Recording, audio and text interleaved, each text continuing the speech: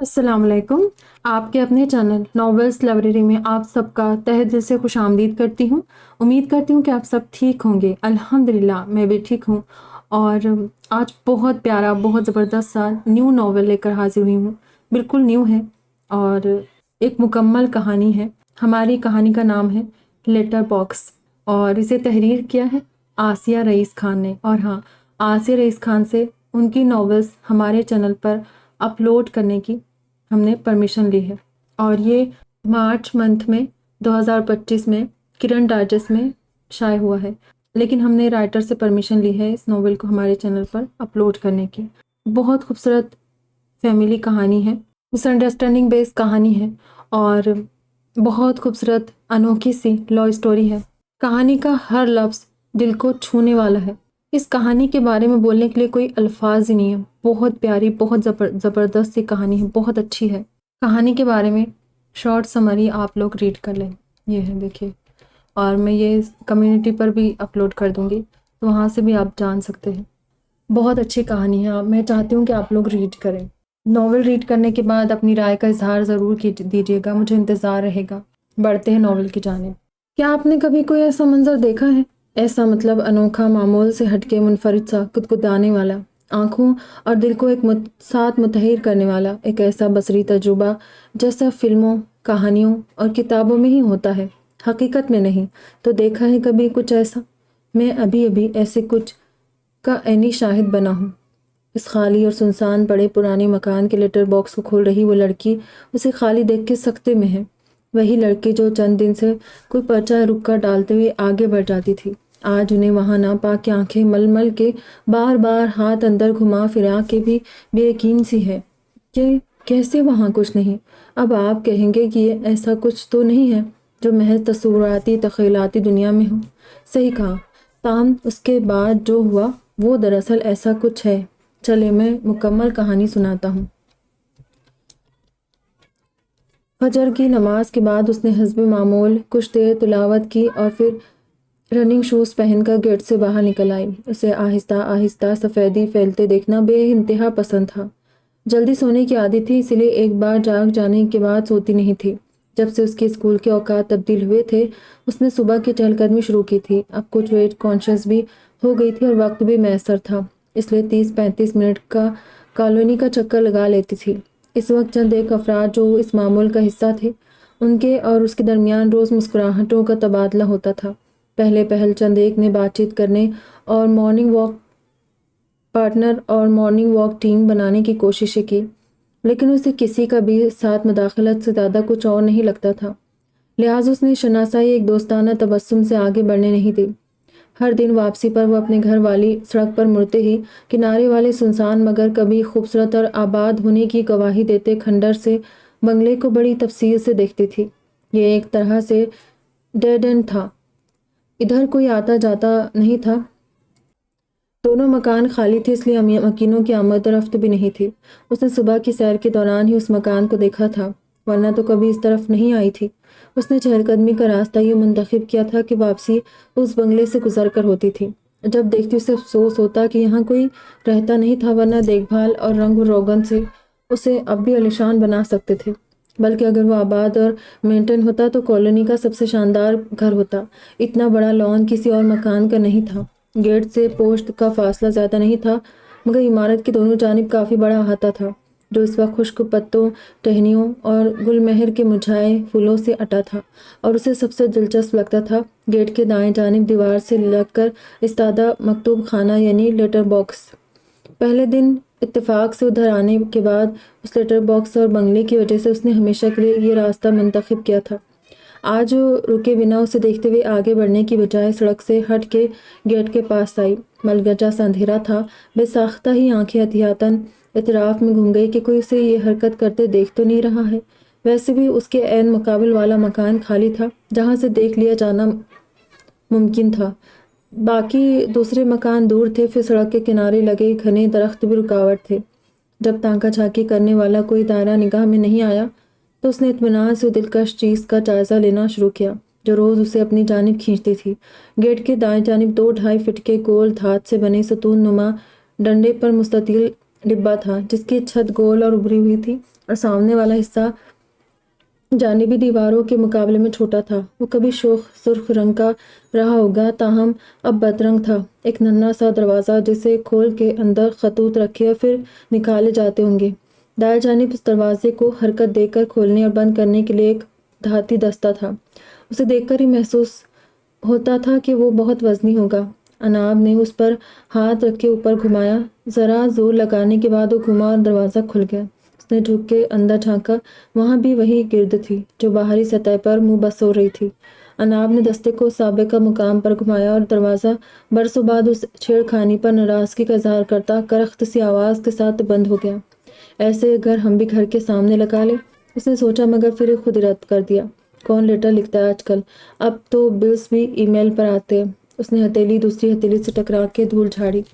Gate के अंदर बिखरे खुश्क पत्तों और टहनियों के ढेर पर एक नज़र डाली और अपने घर की सिमत चल पड़ी।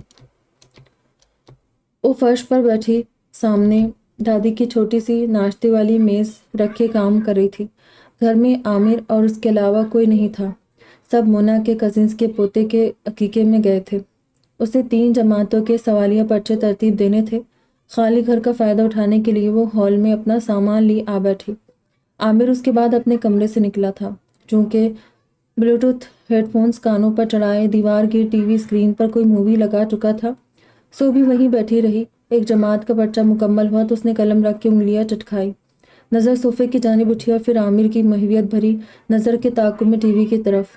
स्क्रीन पर चढ़ रहे मंजर में एक झील के ऊपर ही लकड़ी के मकान के आगे वैसे ही लेटर बॉक्स था जो उसने कल सवेरे रुक के देखा था। गौर से देखने लगी। उस लेटर बॉक्स के अंदर रखे खत के मुतालिक मंजर थे। उसे जानना था कि क्या हो रहा है। आमिर को मुतवज्जे करने की कोशिश की कि उसे ब्लूटूथ बंद करके टीवी की आवाज़ ऊँची करने कहे, मगर मगन था उसे घूरते। उसने फर्श पर रखा अपना फ़ोन उठाया। 2-3 नाकाम कोशिश के बाद बिलाखिर स्क्रीन की एक वाज़ेह तस्वीर लेने में कामयाब हो गई। वो तस्वीर गूगल लेंस के सपुर्द की और मूवी का नाम मिल गया, दी लेक हाउस। फिर वो फ़ोन में मूवी की कहानी पढ़ते हुए गाहे बगाहे स्क्रीन पर भी नज़र डाल लेती थी। फिल्म का फैंटेसी रोमांस इस लेटर बॉक्स के गिर्द ही घूम रहा था। फिल्म की कहानी पढ़ते और फिर जनूबी कोरिया की जिस फिल्म का ये इंग्लिश रीमेक था, उसे खंगालते हुए लेटर बॉक्स के लिए उसकी पसंदीदगी और दिलचस्पी मज़ीद बढ़ गई। फिल्म की कहानी, अदाकार, किरदार, लोकेशन, क्लिप्स और फिर मेल बॉक्स उसकी तारीख और बदलती सूरत पर देखती और पढ़ती गई। आमिर मूवी ख़त्म होने के बाद उठ के गया तो उसे भी होश आया कि वो काम छोड़ के तब से फ़ोन लिए बैठी है।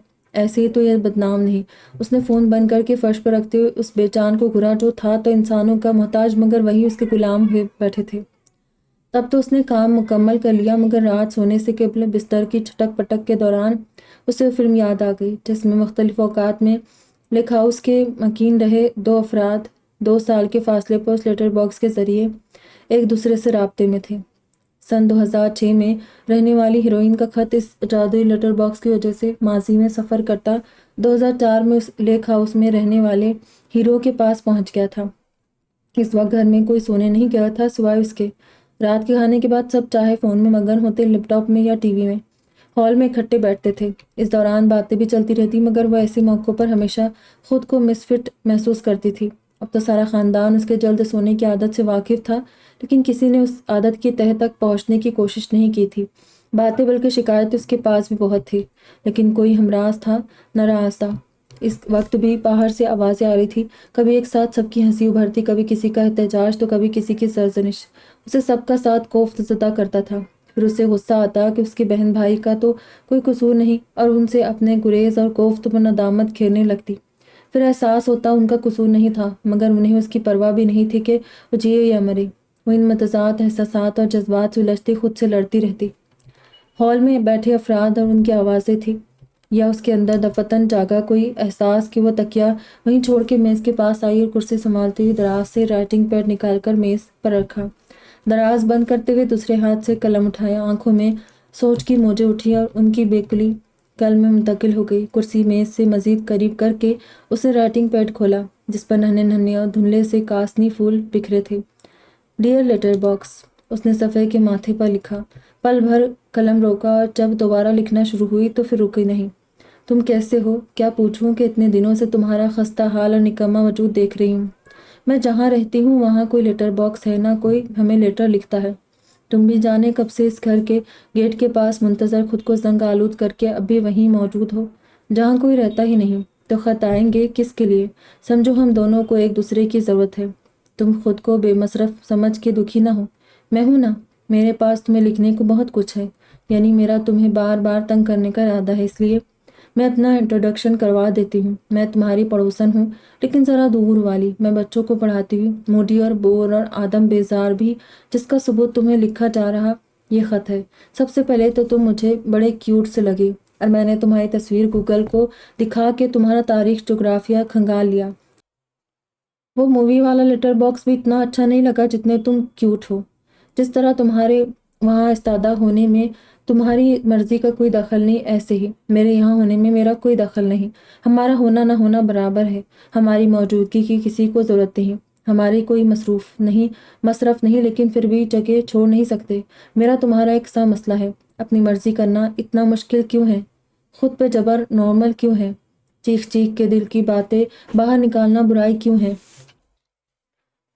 چیخ چیخ کے دل کی باتیں باہر نکالنا برائی کیوں ہے؟ ہمیشہ تمیز کا چولا ضروری کیوں ہے؟ تمہیں ان کے جواب پتہ ہو تو بتانا پلیز۔ ارے سوئی نہیں تم؟ دروازہ کھول کے پٹ تھامے کھڑی صبور کے سوال پر چونکی۔ کچھ کام یاد آ گیا تھا، سوئی رہی ہوں۔ اس نے رائٹنگ پیڈ بند کیا اور کرسی چھوڑ کے اٹھ گئی۔ لائٹ بند کر دو پلیز۔ اس نے پلنگ پر بیٹھتے صبور سے استدعا کی کہ سوئچ بورڈ دروازے کے پاس تھا۔ Good night. صبور نے بتی بجھائی اور دروازہ بند کر کے چلی گئی۔ اگلی صبح خط کرتے کی جیب میں ڈال کے نکل گئی۔ اس کے اسکول میں پہننے والے کپڑے عموماً جیب کے ساتھ ہوتے تھے، اسے اس طرح اسکول میں آسانی رہتی تھی فون اور مختلف رنگ کے قلم، شناختی کارڈ وغیرہ رکھنے میں۔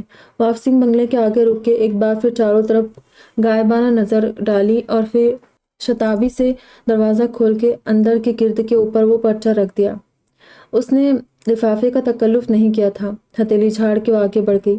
انداز یوں تھا جیسے مسلسل چلتی آ رہی ہو، درمیان میں قیام نہیں کیا کہیں۔ کبھی کبھی عاقل بالغ بندہ بھی اس چیز سے بہلتا ہے جس کے لیے بچے بھی راضی نہ ہوں۔ تبھی تو اپنی بچکانہ اور فضول حرکت کے باوجود اسے اپنا دل ہلکا لگ رہا تھا۔ گیٹ کھول کر گھر میں داخل ہوئی تو لبوں پر وہ تبسم تھا جیسے کسی بڑے پیارے دوست کے ساتھ اچھا وقت گزار کے آئی ہو۔ صبور نے عمومی اطلاع دی تھی کہ گھر کے معاملات کی خبر سب سے پہلے اسے ہی ہوتی تھی، اور نہ چاہتے بھی سارے جسم کے عضلات اعصاب کے ساتھ چہرہ بھی تن گیا۔ اس نے فوراً تاثرات ڈھیلے کہ مبادا کوئی دیکھ نہ لے۔ پھپھو اسے اکیلے بھیج رہی ہو؟ کنزا کے لہجے میں حیرانی تھی۔ بائی ایئر سفر مشکل تھوڑی نہ ہے، وہاں ایئرپورٹ پر چھوڑا، یہاں ریسیو کر لیا۔ اس نے پاس بیٹھے عامر کو دیکھا۔ بھائی لے آئیں گے اسے۔ اوہو، اگر اس کا دھیان ہوتا تو کنزا کی اوہو پر ضرور ٹھٹکتی، مگر ذہن تو ہانیہ کی آمد پر اٹکا تھا۔ شام میں اسے مونا نے خاص طور پر اطلاع دی ہے۔ ہانیہ آ رہی ہے، تمہیں معلوم ہے نا؟ مونا ماں تھی، لہٰذا ان کے خاص حس انہیں ہانیہ کے لیے اس کے احساسات سے باخبر رکھتی تھی۔ جی، لہجہ عام رکھنے میں بھی اس کی کوشش کا دخل تھا۔ اس نے فاصلے پر بیٹھے شوہر کو دیکھا جنہوں نے آنکھ کے اشارے سے مزید بات کرنے سے روک دیا۔ اس نے کبھی کوشش کی ہوتی تو دیکھ پاتی کہ والدین بھی کتنی مشکل میں تھے، کوشش کرتے تھے، اس کے جذبات کا خیال تھا انہیں۔ ہانیہ رات 10 بجے ایئرپورٹ پہنچی تھی۔ عامر اور کنزا اسے لیے گھر پہنچے تو 11:30 بج چکے تھے۔ رسمی سلام اور خیر خیریت پوچھ کے کمرے میں آ گئی۔ اس نے پھپھا کے بارے میں کچھ نہیں پوچھا۔ اس کی ابتدائی عمر انہیں مما پاپا کہتے اور سمجھتے گزری تھی، اب انہیں کیا بلائے وہ سمجھ ہی نہیں پاتی تھی۔ اپنے ماں باپ کو مشکل سے اور بڑے وقت بعد اس نے امی پاپا کہنا شروع کیا تھا۔ رکے جانے لگی تھی کہ ہانیہ نے روکا اور اپنا سوٹ کیس کھولنے لگی۔ مما نے آپ کے لیے بھیجا ہے۔ بیگ سے تحفہ نکال کے اس کے پاس لے آئی۔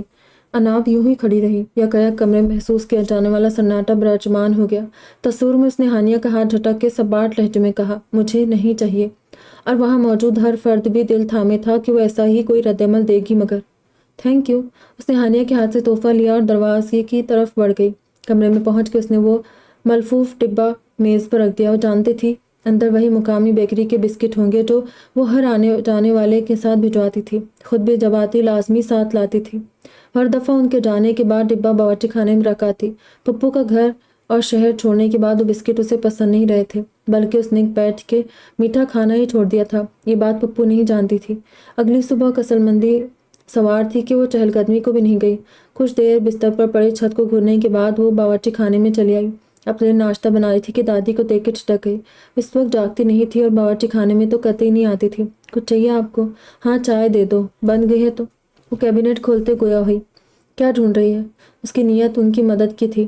سوچا ہانیہ کے لیے حلوہ پوری بنا لیتی ہوں، بہت پسند ہے اسے۔ انہوں نے سوجی اور میوہ جات کے ڈبے کاؤنٹر پر رکھے۔ اس کی طبیعت کی خوشگواری رفع ہو گئی۔ مزید ایک لفظ کہے بنا اس نے کپ نے تھمایا، اپنی ٹرے لیے باہر چلی گئی۔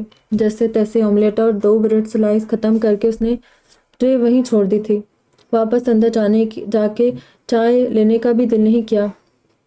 کمرے میں آ کر اس نے الماری کھول کے آج پہننے والے کپڑے نکالے، پھر بیگ میں ضروری چیزیں رکھنے لگی، مگر ذہن الجھا بھٹکا سا تھا۔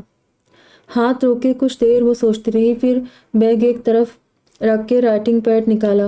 ڈیئر لیٹر باکس، جس شخص نے براہ راست میرا کچھ نہیں بگاڑا، برا نہیں چاہا، لیکن مجھے اس کے نام سے بھی چڑ ہے۔ اس کی صورت دیکھنے کا دل نہیں کرتا، اسے گھر سے دھکے دے کر باہر کرنے کی تمنا ہوتی ہے۔ میرا خون کھولنے لگتا ہے۔ اب بتاؤ کتنی بری ہوں میں؟ میرا ان خیالات پر کنٹرول نہیں، مجھے معلوم ہے اس کی وجہ سے میرے ساتھ جو ہوا ہے، اس بنا پر میں بالکل صحیح ہوں۔ پھر مجھے اس کے لیے یہ سب سوچ کر برا کیوں لگتا ہے؟ پھر اس کی صورت دیکھ کے یہ سب احساس رفو چکر کیوں ہو جاتا ہے؟ مجھے پہلے اس پر غصہ آتا ہے، پھر سب پر، اور ان کے بعد خود پر، اور سارے غصے صحیح ہے، مجھے پتہ ہے۔ بس یہ غصے سے شروع ہوئی محفل خود کو برا محسوس کرا کے کیوں اینڈ ہوتی ہے؟ تمہیں بھی میں کنفیوز لگی نا؟ اس کا فون بجنے لگا۔ اسکول کی ساتھی کا نمبر دیکھ کے اسے اٹھانا پڑا۔ جب بات ختم کر کے فون رکھا تو جس شدید لہر نے لکھوایا تھا وہ دم توڑ چکی تھی۔ اس نے قلم اٹھایا۔ تم سے بات کر کے بڑا اچھا لگتا ہے۔ آگے اس نے مسکراتی ایموجی بنائی۔ پھر بات ہوگی، تب تک یوں ہی دلکشی سے جمے رہو۔ وہ رک کر سوچنے لگی۔ پہلی بار اسے اختتام کرنے یا اپنا نام لکھنے کی مہلت نہیں ملی تھی، مگر آج اس نے ذرا سا سوچا اور لکھ دیا، تمہاری ذرا دور والی پڑوسن۔ اس نے پرچہ طے کیا اور دراز میں رکھ دیا۔ اب وہ اگلی صبح واپسی پر ہی اسے لیٹر باکس میں رکھ سکتی تھی۔ اگلی صبح اس نے رک کے لیٹر باکس کا دروازہ کھولا۔ پچھلا مکتوب وہیں پڑا تھا۔ اس کے مسکرا کے جیب سے پرچہ نکالا اور اس کے اوپر رکھ دیا۔ ایک بے ضرر سی پہل اور بیوقوفی کے بعد خود کو ہلکا پھلکا محسوس کرنے کا یہ نومولود سا احساس اور نیا تجربہ بڑا اچھا لگ رہا تھا۔ لیٹر باکس کا سر تھپ تھپا کے وہ سڑک پر آ گئی۔ اس سے پہلے 3 سال کا عامر اور 1.5 سال کی صبور گھر میں موجود تھی۔ جب وہ 1 سال کی ہوئی تب پھپھو کی شادی کو پورے 9 سال ہو گئے تھے اور وہ بے اولاد تھی۔ امی کی پھپھو سے بڑی دوستی تھی۔ امی کے لیے بھی ایک ساتھ 3 کم عمر بچوں کو سنبھالنا مشکل ہوتا تھا کہ انہیں چوتھے بچے کی آمد کی نوید ملی۔ ایسے میں جب پھپھو نے اسے مانگا تو کسی کو اعتراض نہیں ہوا۔ پھپھو اور پھپھا نے اسے بڑے لاڈ اور ناز و نام سے سنبھالا، اسے آنکھوں کا تارا اور جگر کا گوشہ بنا کے رکھا تھا۔ اسکول جانے لگی تھی، اس کے لیے پھپھو پھپھا ہی اس کے والدین تھے۔ 4 سال کی تھی جب معجزہ رونما ہوا۔ پھپھو کا لمبا انتظار ثمر یاب ہوا۔ ہانیہ کی آمد کے ساتھ ہی اس کی زندگی میں تبدیلیوں کی آمد بھی ہوئی جو اسے بالکل اچھی نہیں لگی۔ ننھی سی پری اور بہن پا کر وہ بھی کسی سے کم خوش نہیں تھی، لیکن پھپھو پھپھا کا حال تو سب سے جدا تھا۔ ان سے نہ خوشی سنبھل رہی تھی، نہ اناب اور ہانیہ کی دوہری ذمہ داری۔ وہ ہانیہ کے لیے حد درجہ حساس اور محتاط تھے۔ اناب کو بٹی توجہ کی عادت نہیں تھی، اس نے بھی اپنے نخرے اور غصہ دکھانا شروع کیا۔ اس بچے کو اب بھی وہی پروٹوکول چاہیے تھا جو ہانیہ کے آنے سے پہلے ملتا تھا، جو اب ممکن نہیں رہا تھا۔ محبت میں کمی نہیں ہوئی تھی، لیکن توجہ، ذمہ داریاں بڑھ گئی تھی، اور اس کا اثر محبت کے عملی اظہار پر لازمی پڑتا ہے۔ جب اس کا رونا دھونا، چیخنا چلانا بہت بڑھ گیا تو سب کے صلاح و مشورے کے بعد وہ واپس مونا اور اطہر کے پاس آ گئی۔ اسے سب سے پہلا دھچکا یہ لگا کہ یہ دونوں اس کے والدین تھے، وہ نہیں جنہیں وہ اب تک مما پاپا کہتی آئی تھی۔ اس کا ننھا ذہن جو ناز و نخروں کا عادی تھا، انہیں اپنا حق سمجھتا تھا، ایک دم سن ہو گیا۔ مونا اور اطہر نے اپنی سی کوشش کی اسے آہستہ آہستہ حقیقت بتائی جائے، پہلے اسے خود سے مانوس کیا جائے۔ اس نے احساسات کو مد نظر رکھا، مگر یہ ممکن نہیں تھا۔ باقی سب اس کی طرح نہیں سوچتے تھے، ان کے لیے یہ کوئی بڑی بات نہیں تھی کہ وہ وہاں بھی مزے میں تھی اور یہاں بھی مزے میں تھی، تو مسئلہ کیسا؟ اسے عامر، صبور، چھوٹی کنزا کو اپنے بہن بھائی قبول کرنے میں بڑا وقت لگا۔ وہ آج تک بھی ان سے فاصلے پر تھی۔ ان تینوں کا آپسی تعلق گہرا، انسیت بھرا اور بے تکلف تھا، اور وہ اس تکون سے الگ تھی۔ ایک حد اور وقت تک کوشش کے بعد سب نے اس کا مزاج مان کے قبول کر لیا اسے، لیکن اس کے لیے اپنی اہمیت، اپنی وقت صفر ہو گئی تھی۔ اس کے دل سے یہ بات نہیں نکلتی تھی کہ کسی کو اس کی ضرورت نہیں تھی۔ اب آ ہی گئی ہے تو جھیل لیتے ہیں، اگر نہ ہوتی تو بھی کوئی فرق نہیں پڑنا تھا۔ ماں باپ نے سہولت کی خاطر پھپھو کو سونپ دیا۔ انہوں نے حسرتیں پوری کر کے اپنا خون آتے اسے لوٹا دیا۔ بچپن میں تو اپنے ماں باپ کے واپس آ کے اس نے نخرے دکھائے، چیخی چلائی، مگر شعور آتے اس کے اندر اپنے رویے کی بدصورتی اور دوسروں کی زیادتی دونوں ہی احساس گڈمڈ ہونے لگے۔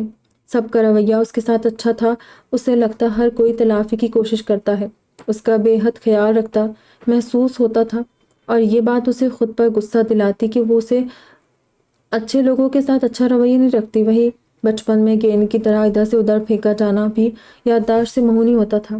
کبھی کسی واقعے پر سارے منفی خیالات عود آتے تو کبھی کوئی بات خود سے خفا کر دیتی۔ اس کی فطرت اسے مکمل بدتمیز اور بدمزاج نہیں ہونے دیتی تھی، اور ماضی اپنوں کا سلوک بھولنے نہیں دیتا تھا۔ دو متضاد انتہاؤں پر چل رہی تھی۔ مونا اور اطہر لاکھ کوشش کرتے ہو کھلتی نہیں تھی، انہیں اب افسوس ہوتا تھا۔ اس نے باقی سب کو کسی طرح رو دھو کے بنا مرضی کے صحیح قبول تو کر لیا تھا، مگر ہانیہ کے لیے اس کے دل میں کوئی جگہ نہیں بن پائی تھی۔ وہ خود کو سمجھاتی بھی کہ اس میں اس کا تو کوئی قصور نہیں، پھر بھی دل و دماغ ماننے کو تیار نہیں تھا۔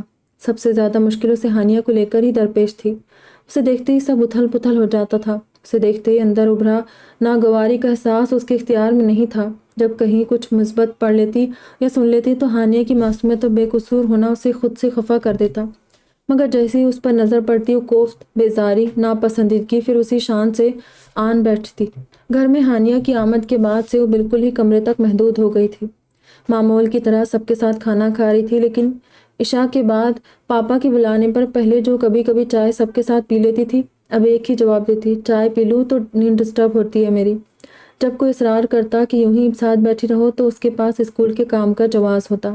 ویسے بھی گھر میں کوئی اس کے ساتھ زور زبردستی نہیں کرتا تھا، اور جب وہ زیادہ زود و حس ہو جاتی تو سوچتی کہ اسے اپنا سمجھیں گے تبھی تو حق جتائیں گے، ہاتھ پکڑ کے روکیں گے نا۔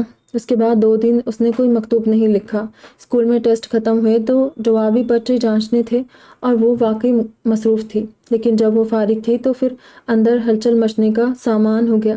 قصداً گھر میں سنگن لینے سے خود کو باز رکھتی تھی کہ کانوں میں پڑا ایک آدھ ارادہ، جملہ، تجزیہ گھنٹوں اس کے سر پر سوار رہتا تھا۔ سب کچھ خود تک محدود رکھنے کی خواہش میں اس نے رازدار سیلیاں بھی نہیں بنائی تھی۔ اس کے نزدیک اپنے دکھ دوسروں کو سنانا خود کو مزید بے وقت کرنا ہے۔ اسے جتنا یقین تھا کہ میرے ساتھ غلط ہوا، ظلم ہوا، اتنا ہی شدید برا دوسروں کے لہجوں اور رویوں میں ہمدردی، ترس دیکھنا لگتا تھا، لیکن ہر بار اس کی احتیاط کام نہیں کرتی تھی، جیسے اس وقت اس نے مونا اور اپنی خالہ کی فون پر گفتگو سن لی تھی۔ سب کا ارادہ تو تھا، خاص طور پر آپا کا بھی۔ پھر اب عامر بھی راضی ہے تو سوچا منگنی کر ہی لے۔ اس کی امی کی ایک ہی آپا تھی، پھپھو۔ عامر کی منگنی ہانیہ سے؟ ان کی بات کا مفہوم ایسا مشکل نہیں تھا۔ ایک ناگوار اور کوفت بھرے احساس کی لہر نے تیورا کے سر پٹکا۔ وہ کام بھول کے واپس آ گئی۔ ہانیہ اس لیے یہاں آئی ہے تاکہ وہ اور عامر ایک دوسرے کو دیکھ پرکھ کے پسند کر لے۔ ساتھ ہی سوچ کے ساتھ دوسرا خیال لٹک گیا، اور گھر میں میرے سوا سب یہ بات جانتے ہیں۔ خود سے الجھے کمرے میں 4 قدم چل کے رک گئی۔ تو تمہیں ہی گھر کے تو کاروبار میں انٹرسٹ نہیں ہے؟ سب کے ساتھ بیٹھتی تو سن بھی لیتی، مجھے کیا کسی سے بھی شادی ہو، میں نے تھوڑی نہ ہمیشہ اس گھر میں رہنا ہے۔ اس کے غصے کا گراف عمودی سمت بڑھتا جا رہا تھا، اور ساتھ جھنجھلاہٹ بھی کہ وہ کیوں غصہ ہو رہی ہے۔ اس نے پہلے کرسی گھسیٹی اور پھر دراز رائٹنگ پیڈ کھولا اور قلم اٹھا کے لکھنا شروع کیا۔ ڈیئر لیٹر باکس، غصہ نہ آئے ایسا کوئی نسخہ پتہ ہے تمہیں؟ کم سے کم خود پہ غصہ نہ آنے کا۔ یہ تو کوئی بات نہیں، بندہ مظلوم ہو، دکھی بھی، زیادتی کا شکار بھی، تنہا بھی، اور پھر خود پر غصہ بھی۔ Not fair. سب کو ان کے حال پہ چھوڑ کے اپنے کام سے کام رکھنا اتنا مشکل کیوں ہے؟ یا پھر بدتمیزی کرنا، گھر سر پر اٹھا لینا، اسی وقت 2 ٹوک جواب دے دینا، کسی کی پرواہ نہ کرنا، جو دل میں آئے وہی کر گزرنا، یہ سب آسان کیوں نہیں؟ لوگوں کو دیکھا ہے میں نے، بڑے آرام سے یہ سب کر جاتے ہیں، اور میں وہ سب بس امیجن کر کے رہ جاتی ہوں۔ کیوں؟ یہ اچھی بچی بننے کا کھبت کیوں ہے میرے اندر؟ اور اب مجھے کیا، میں کیوں اس بات پر اپنا وقت برباد کریں؟ میں تھوڑی نہ کسی کی ماں باپ ہوں، ان کا گھر، ان کے فیصلے، ان کی مرضی، مجھے خود کو سمجھانا کیوں نہیں آتا؟ اس نے قلم رکھ کے لمبا سانس لیا، دل ہلکا ہو گیا تھا۔ دوبارہ لکھنا شروع کیا تو تیزی اور بے چینی نہیں تھی، خیر مجھے کون سا ہمیشہ اس گھر میں رہنا ہے، شاید عامر اور صبور کی شادی ایک ساتھ ہو، پھر تو میرا ہی نمبر ہوگا۔ یہ نہیں سمجھنا مجھے شادی کا شوق یا جلدی ہے، مجھے یہاں سے نکلنے کی خواہش ہے۔ تمہاری ذرا دور والی پڑوسن۔ اس نے کاغذ درمیان سے موڑا اور دراز میں رکھ دیا۔ نہ دوبارہ پڑھتی تھی نہ سرسری سے نظر ڈالتی تھی۔ اگلی صبح اس نے پچھلے دونوں خطوط کے اوپر تیسرا بھی رکھ دیا۔ اس کے بعد تو وہ بالکل ہی الگ تھلگ ہو گئی۔ کسی نہ کسی کام کے بہانے اسکول سے بھی دیر سے آنے لگی کہ روز ہی کسی کا ہانیہ کے ساتھ باہر جانے کا منصوبہ ہوتا تھا اور اسے بھی مدعو کیا جاتا۔ گھر میں ہوتی تو بھی کمرے میں بند رہتی تھی۔ اب وہ سنجیدگی سے سوچ رہی تھی کہ عامر اور ہانیہ کی شادی سے پہلے اس کا گھر سے جانے کا انتظام ہو جائے کہ ہانیہ کے ساتھ ایک گھر میں رہنے کا خیال ہی جان لیوا محسوس ہوتا تھا۔ اس صبح اس کے پاس نیا مکتوب نہیں تھا، پھر بھی وہاں رک گئی۔ کچھ دیر گیٹ کے اندر دیکھا۔ ایک بار اسے وہی خیال آیا کہ اس گھر میں اگر کوئی رہ رہا ہوتا اور مناسب دیکھ بھال ہوتی تو یہ گھر بڑا جاندار لگتا۔ اب بھی گل مہر کے پیڑوں کی وجہ سے بہت نمایاں تھا جو پھولوں سے بھرے تھے۔ ذرا آگے جا کے اس نے یوں ہی لیٹر باکس کھولا۔ ہاں، حیرت کا ایسا شدید جھٹکا لگا کہ اس کا منہ کھلا رہ گیا۔ حق ہاں، اس نے آنکھیں پھاڑی، ہاتھ اندر گھمایا، جھک کے اندر جھانکا۔ اندر کچھ نہیں تھا، گرد و غبار بھی نہیں۔ اس نے باہر آئی اپنے ہتھیلی کو گھورا۔ یہ واقعی خیال ہی ایسا تھا کہ مکمل جملہ بھی نہیں بن پایا۔ کیا میرے لیٹرز 2 سال پہلے رہنے والے نے نکال لیے؟ دت! اس نے سر پر ہاتھ مارا۔ کیا سوچ رہی ہوں میں؟ ایسا ممکن ہی نہیں ہے۔ اس نے اطراف میں نظر دوڑائی۔ کسی نے مجھے دیکھا اور اب اس کا حلق خشک ہو گیا۔ خطوں میں لکھا سب کچھ یادار اگلا خیال اس کی وجہ سے اپنے ذلیل ہونے کا آیا۔ بھوک تو اب بڑی آئی تھی، ہیروئن کہیں کی۔ اس نے مڑ کے سامنے والے مکانوں کو دیکھا، یاد کرنے کی کوشش کرنے لگی ان میں کون کون رہتا ہے اور کون کتنا ذلیل اور رسوا کرنے کی صلاحیت رکھتا ہے۔ اس نے لیٹر باکس کے چاروں طرف گھوم کے دیکھا، اسے ہلایا، اس کے سر پر ہاتھ مارے، مگر کوئی جادو نہ ہوا کہ وہ خطوط واپس آ جاتے۔ میں نے تھوڑی نہ اپنا پتہ نام لکھا ہے اور اردو تھوڑی نہ یہاں سب کو پڑھنی آتی ہے۔ ہاں مگر کون کون لکھ سکتا ہے یہ پتہ کرنا آسان ہے۔ میں نے ایسا کچھ نہیں لکھا کہ پہچان لی جاؤں۔ اس خیال نے تسلی دی اور وہ لیٹر باکس سے دور ہو گئی۔ اب اسے لا تعلق رہنا ہی ٹھیک ہے۔ نظریں اب بھی ہر سمت گشت کر رہی تھی کہ اس کا مجرم نظر آ جائے۔ کب تک وہاں کھڑی رہ کے افسوس ماتم کرتی، سڑک پر آگے حیران ہوتی، آخر سست قدموں سے گھر کی سمت چل پڑی۔ گھر میں اپنا کارنامہ بتانے کی چیز نہیں تھا اور خود میں اس کارنامے کے نتائج بھگتنے کا حوصلہ بھی نہیں تھا۔ سارا دن اسے دھڑکا لگا رہا کہ اب کوئی وہ خطوط ہاتھ میں لہراتا گیٹ سے اندر داخل ہوا کہ ہوا۔ سارا وقت اسکول میں غائب دماغی سے کام کرتی رہی تھی۔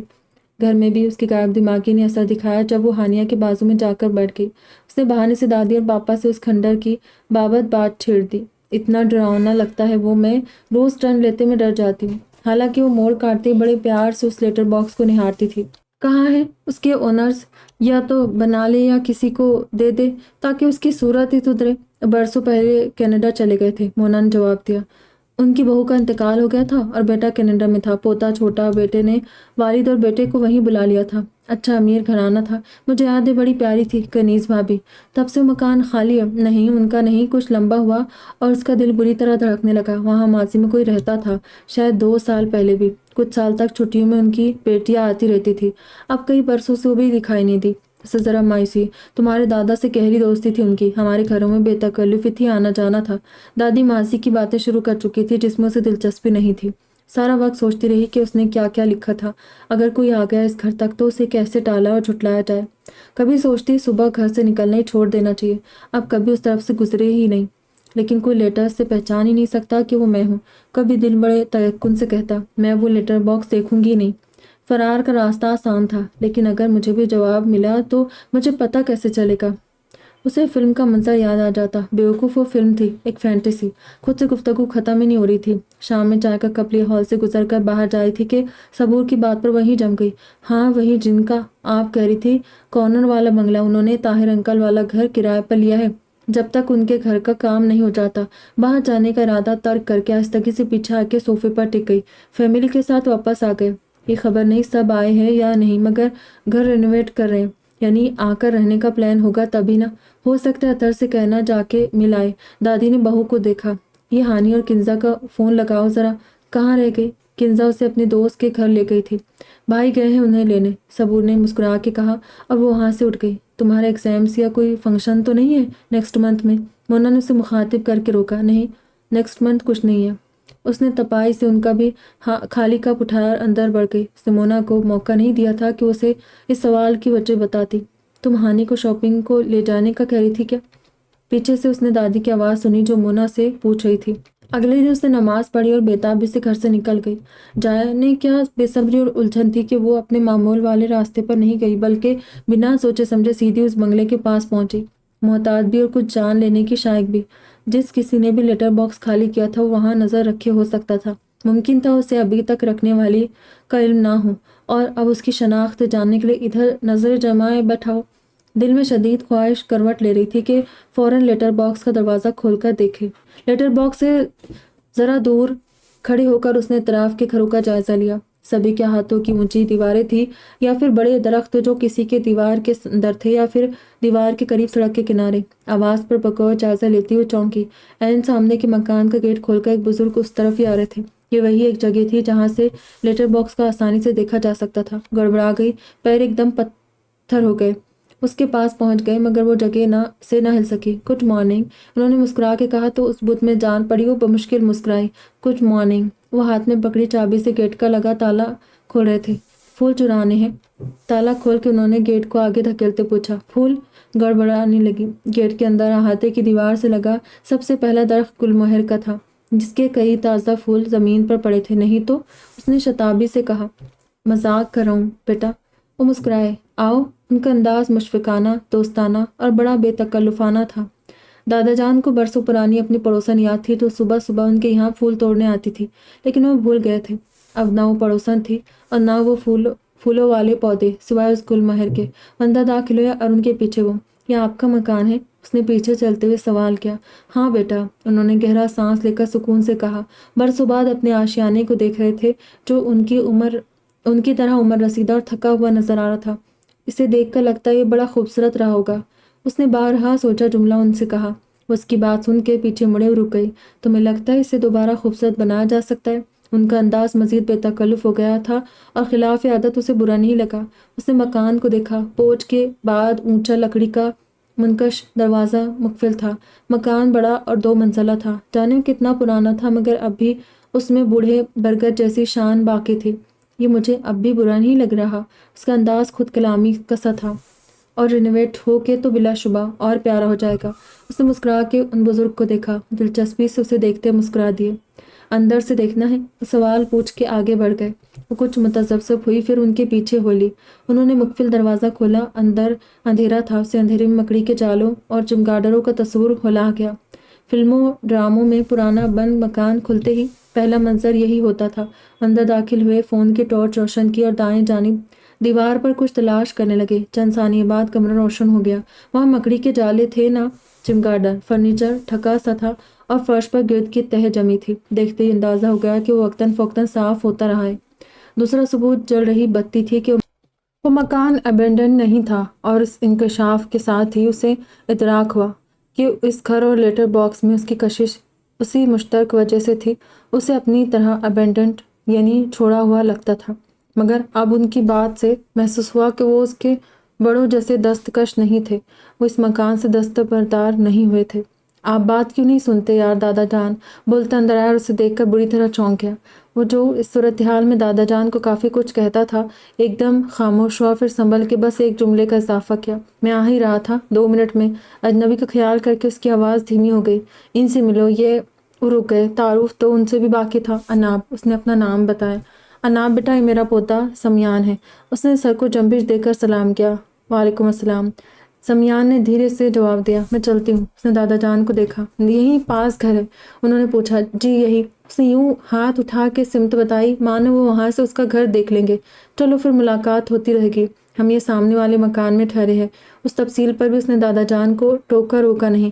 جی میں روز مارننگ واک کے لیے یہیں سے گزرتی ہوں۔ اسے ان مشفق بزرگ کی بات پر چپ رہنا یا محض مسکرا دینا مناسب نہیں لگا۔ چلو پھر تو اسے دوبارہ خوبصورت بنتے دیکھنا، انہوں نے خوشدلی سے کہا۔ اس مکان میں ان کے علاوہ بھی کسی نے دلچسپی دکھائی تھی اور انہیں یہ بات اور وہ لڑکی بڑی اچھی لگی۔ جی ضرور، اللہ حافظ۔ مزید بات طویل ہو اس خوف سے کہتے دروازے سے باہر نکل گئی۔ کیا اسی کے پاس ہے میرے لیٹرز؟ گیٹ سے باہر نکل کر اس نے مڑ کے کھلے دروازے کو دیکھا۔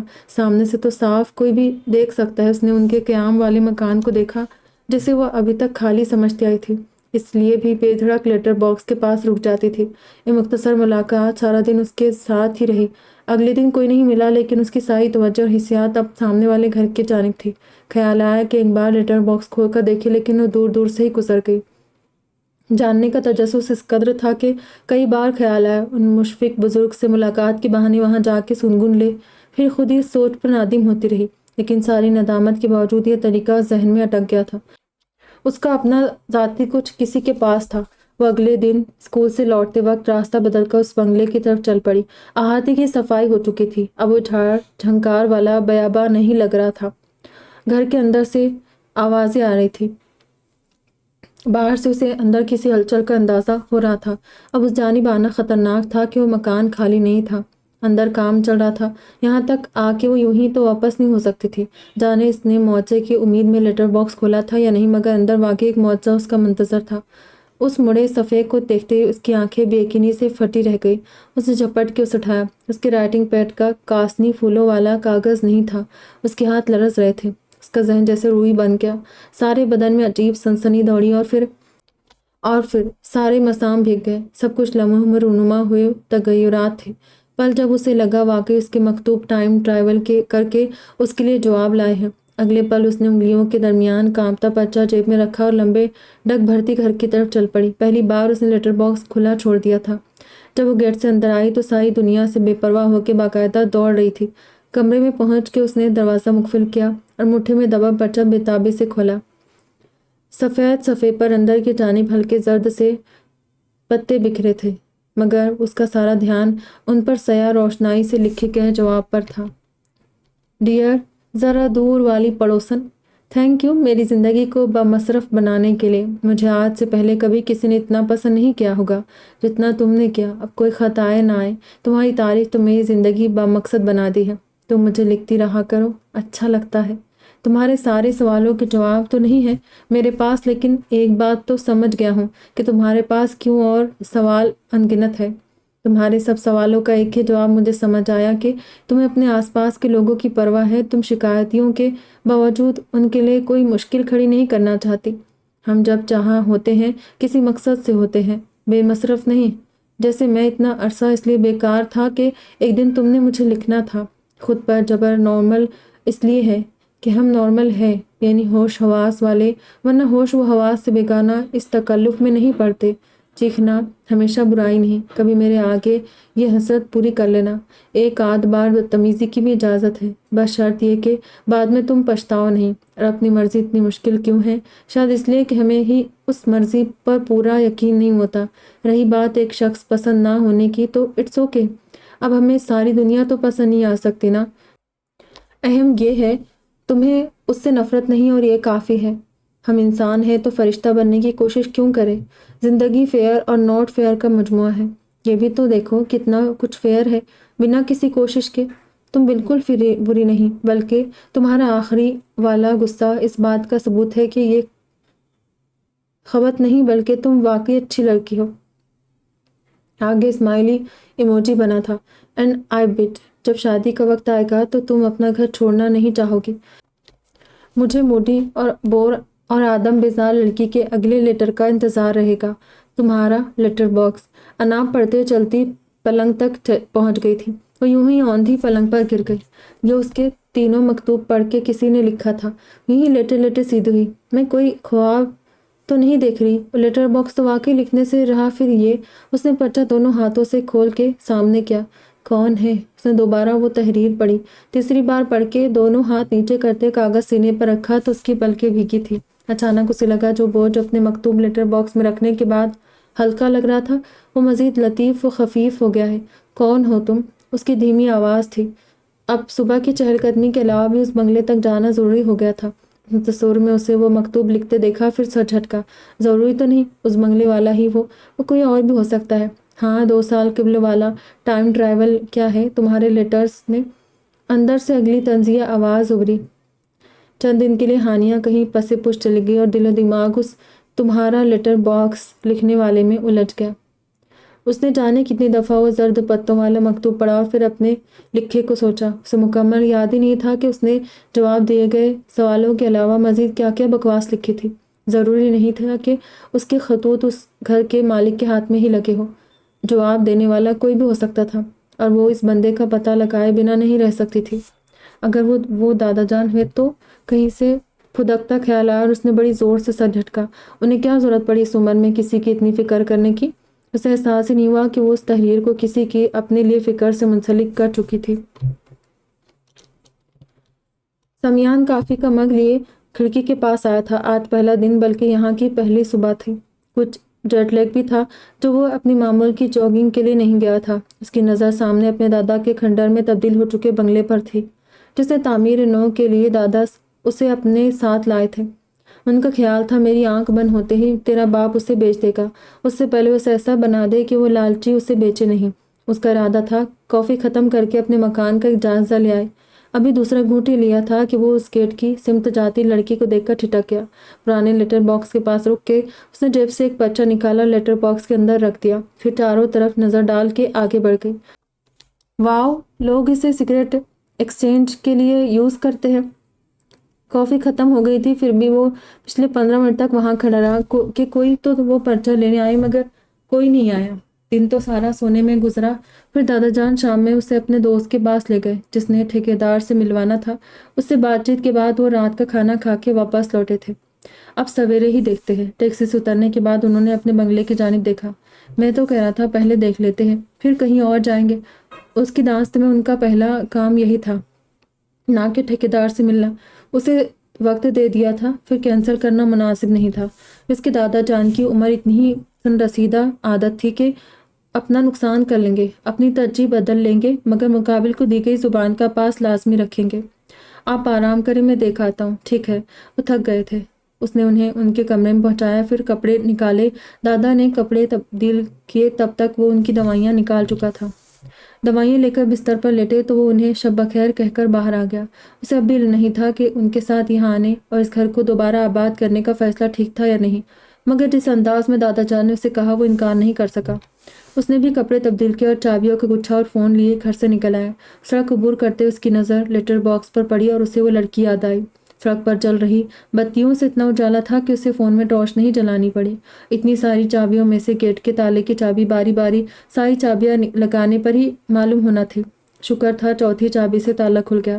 اس نے وہ چابی الگ کر کے ٹریک پینٹ کی جیب میں ڈال لی۔ اندر لون ویران اجاڑ سا تھا۔ بڑے درخت سرسبز اور زندہ تھے لیکن کیاریاں خالی تھی۔ گل مہر کے زرد اور نارنجی مرجھائے پھول زمین پر بکھرے تھے۔ ان کے علاوہ خشک پتوں، ٹہنیوں اور باہر سے اڑ کے آئے کاغذ اور خالی ریپر بکھرے تھے۔ سب کو رونتا ٹارچ کی روشنی میں آگے بڑھا۔ کچھ دیر بعد جب وہ واپس گیٹ پر قفل لگاتے اس نے لیٹر باکس کو دیکھا، چابی جیب میں ڈالی اور لیٹر باکس کے پاس آیا۔ جانے یہ لیٹر باکس کس کا آئیڈیا تھا؟ اسے یہ آس پاس کہیں اور نہیں دکھائی دیا سوائے ان کے گھر کے۔ اسے کھولتے اسے اندر کسی خط کی امید نہیں تھی۔ سڑک پر جل رہی بتیوں کا کمزور اجالا تھا، مگر اندر جھانکنے کے لیے اس نے فون میں ٹارچ روشن کی۔ اندر مڑے کاغذ فون صاف دکھائی دے رہے تھے۔ اوہ، اسے حیرت ہوئی۔ اس کے مطابق تو یہ اس گلی کے دو عاشقوں کا کھیل تھا، لیکن وہاں موجود تعداد بتا رہی تھی کہ انہیں وصول کرنے والا سست تھا یا تھا ہی نہیں۔ لیکن اسے حیرت نے گھیرا، خط بنا لفافے کے تھے۔ کیئر لیسنس یا بولڈنس، تجسس بڑھتا جا رہا تھا۔ پڑھنا تو تھوڑی نہ ہے، اور ویسے اصولاً میرے میل باکس کی میل میری ہی ہوئی۔ اس نے ہاتھ بڑھا کے وہ چھوٹا سا پلندہ باہر نکالا۔ وہ فون بند کر کے جیب میں رکھ رہا تھا تاکہ انہیں دونوں ہاتھوں میں تھام کے جائزہ لے۔ اس دوران درمیان سے مڑا ایک صفحہ فڑفڑایا اور اس کی نظر ڈیئر لیٹر باکس پر پڑی۔ اس نے تیزی سے فون جیب میں ڈالا اور وہ صفحہ کھولا، پھر تیسرا، دوسرا۔ چہرے پر کچھ حیران سے اور کچھ لطیف سے احساسات بکھر گئے۔ وہ تینوں خطوط ہاتھ میں لیے سامنے والے مکان کی طرف آ گیا جو ان دنوں اس کا مسکن تھا۔ اس نے باری باری وہ تینوں مکتوب پڑھے۔ ترتیب سے نہیں تھے، لیکن تینوں پڑھ لینے کے بعد ترتیب کا اندازہ ہوا تو انہیں پھر ترتیب سے پڑھا۔ اٹھ کے بیٹھ گیا۔ ہمارا ہونا نہ ہونا برابر ہے، اپنی مرضی کرنا اتنا مشکل کیوں ہے، خود پہ جبر نارمل کیوں ہے، بندہ مظلوم ہو، دکھی بھی، زیادتی کا شکار بھی، تنہا بھی، اور اس جیسی جانے کتنی باتیں سیدھی دل پر لگی تھی۔ کچھ دیر کے لیے تو اسے لگا یہ اسی نے لکھا ہے۔ اس کے اندر جبر، ضبط اور کوفت والی کیفیات تھی، مگر اپنے رویے پر غصہ نہیں تھا۔ اسے بس ایسے لوگوں سے مین جوڑ رکھنا بے آرام کرتا تھا جن کی اس کی زندگی میں اس کے دل میں کوئی جگہ نہیں تھی، اور اسے باپ سے بے شمار شکایتیں تھی۔ اس کے پاس باپ کی غلطیوں کی طویل فہرست تھی۔ اس کی زندگی کا ناصور باپ سے اپنا بگڑا رشتہ تھا۔ اس نے گہرا سانس بھر کے وہ تینوں صفحے تکیے کے پاس رکھ دیے اور رات بھر سو نہیں پایا۔ جانے کتنی بار اس نے انہیں اٹھا کے دیکھا تھا، پڑھا تھا۔ جانے کہ اس لڑکی کی کیفیت، اس کی تکلیف اور مشکلوں سے اس قدر محسوس ہو رہی تھی جیسے یہ سب اس پر گزر رہا ہو، یا یہ بات یہ نہیں تھی، اسے صرف اس کا اکیلا پن محسوس ہو رہا تھا، ایک مکمل خاندان ہوتے ہوئے مقدر ہونے والا اکیلا پن۔ رات ختم ہوتے ہوتے اس لڑکی کو یوں تسلی دینا چاہتا تھا جیسے کوئی انہی حالات سے گزرنے والا تجربہ کار اپنے جونیئر کا حوصلہ بڑھاتا ہے جس کی کبھی اسے تمنا اور ضرورت تھی، مگر یہ کیسے کرنا ہے اسے نہیں معلوم تھا۔ اسے یہ نعمت کبھی کہیں سے نہیں ملی، نہ کبھی لیٹر باکس ملا، نہ کبھی لیٹر لکھا۔ اٹھ کے بیٹھ گیا۔ ایک عجیب بے قراری اور بے چینی لاحق تھی۔ وہ تو لکھنے جیسے سبھی کاموں کے لیے لیپ ٹاپ اور فون کا استعمال کرتا تھا، مگر یہاں وہ دونوں کسی کام کے نہیں تھے۔ اس نے گھر میں لکھنے کے لیے کاغذ تلاش کیا، تھک ہار کے پھر وہ کاسنی پھولوں والے خطوط لے کر بیٹھ گیا کہ گھر میں کاغذ جیسی چیز دستیاب نہیں تھی۔ وہ جالا پھیلنے تک کھڑکی میں جمع رہا کہ شاید آج بھی وہاں کوئی خط رکھ جائے، لیکن وہ نہیں آئی۔ اگلے دن کچھ ضروری سامان لینے قریبی سپر اسٹور گیا تو اسٹیشنری والے حصے سے ایک رائٹنگ پیڈ بھی اٹھا لایا۔ جب وہ دادا جان کے ہمراہ اپنے گھر گیا تو اس نے کسی امید پر لیٹر باکس کھولا جو خالی تھا۔ بیٹا اس میں کیا ہوگا بھلا؟ انہوں نے پوتے کو ٹوکا۔ انہیں کہاں علم تھا کسی کو اس لیٹر باکس کی بڑی فکر تھی۔ تمہاری ماں کو شوق تھا یہ لیٹر باکس لگانے کا، تصویر دکھا کے بنوایا تھا اس نے اسے۔ ایک دم وہ دھات کا کونا اور زنگ آلود ڈھانچہ بڑا اپنا سا لگا۔ اس کے پاس ماں کی یاد کے طور پر دوسروں سے سنی باتیں ہی تھی، اس کی یادداشت میں ماں کی صورت بھی نہیں تھی۔ اس نے تصویروں میں دیکھ کر وہ شکل ذہن نشین کی تھی۔ پھر اس صبح وہ اسے دادا جان کے ساتھ نظر آئی۔ اسے ہال میں دیکھ کر بت بن گیا کہ اس کے الفاظ کانوں میں گونجنے لگے تھے۔ اس سے پہلے کوئی اجنبی چہرہ اتنا مانوس نہیں لگا تھا جتنا اس کا تھا، اور یہ ان 3 خطوط کا اعجاز تھا۔ اس نے اپنا نام بتایا اور رکی نہیں، مگر اس قلیل سی قربت اور وقت نے اس کے اندر کی ہلکی سی تمنا کو شدید کر دیا کہ اسے اس لڑکی کو آسانی دینی ہے، ایک تشفیع اور دلاسا کہ وہ تھکے نہیں، رکے نہیں، ٹوٹے نہیں۔ اسے حیرت ہوئی تھی کہ وہ کیوں اس قدر گہرائی میں جا کے اس کا خیال کر رہے، اور اس حیرانی بھرے سوال کا جواب تو وہ خود ہی تھا۔ رات میں تینوں مکتوب، نیا رائٹنگ پیڈ اور کافی کے مگ کے ساتھ ہال میں کھانے کی میز پر بیٹھا تھا۔ اس کی جو بات سیدھی دل میں جا گزری ہوئی تھی، وہ کوفت اور ناپسندیدگی کے بلا جواز یا غلط ہونے کا احساس اور خود کو اس نہج سے دور نہ کر سکنے کی بے بسی تھی۔ اپنے جذبات میں ایسے کھرے انسان بھی تھے اس دنیا میں، ان صفحات پر درج الفاظ ہی نہیں، بلکہ اس نے پیچھے کار فرما وہ تنہائی اور فرسٹریشن اسے اتنی اپنی سی لگی تھی کہ بے اختیار دل کرتا اس سے گزرنے والے کو گلے لگا کے کہے، تم تنہا نہیں، اس راستے پر تمہارے ساتھ اور بھی ہے، دوسروں سے ناراض، خود سے ناراض، دنیا داری سے بیزار اور اسے نبھانے پر مجبور بھی۔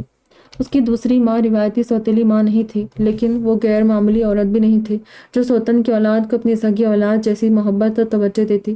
اس کے بہن بھائی بھی عام سے تھے، انہیں اس سے نفرت تھی نہ محبت، مگر ان سب کے باوجود وہ ان تینوں کو دیکھ کر اپنے اندر پیدا ہونے والی ناگواری اور کوفت کو روک نہیں پاتا تھا۔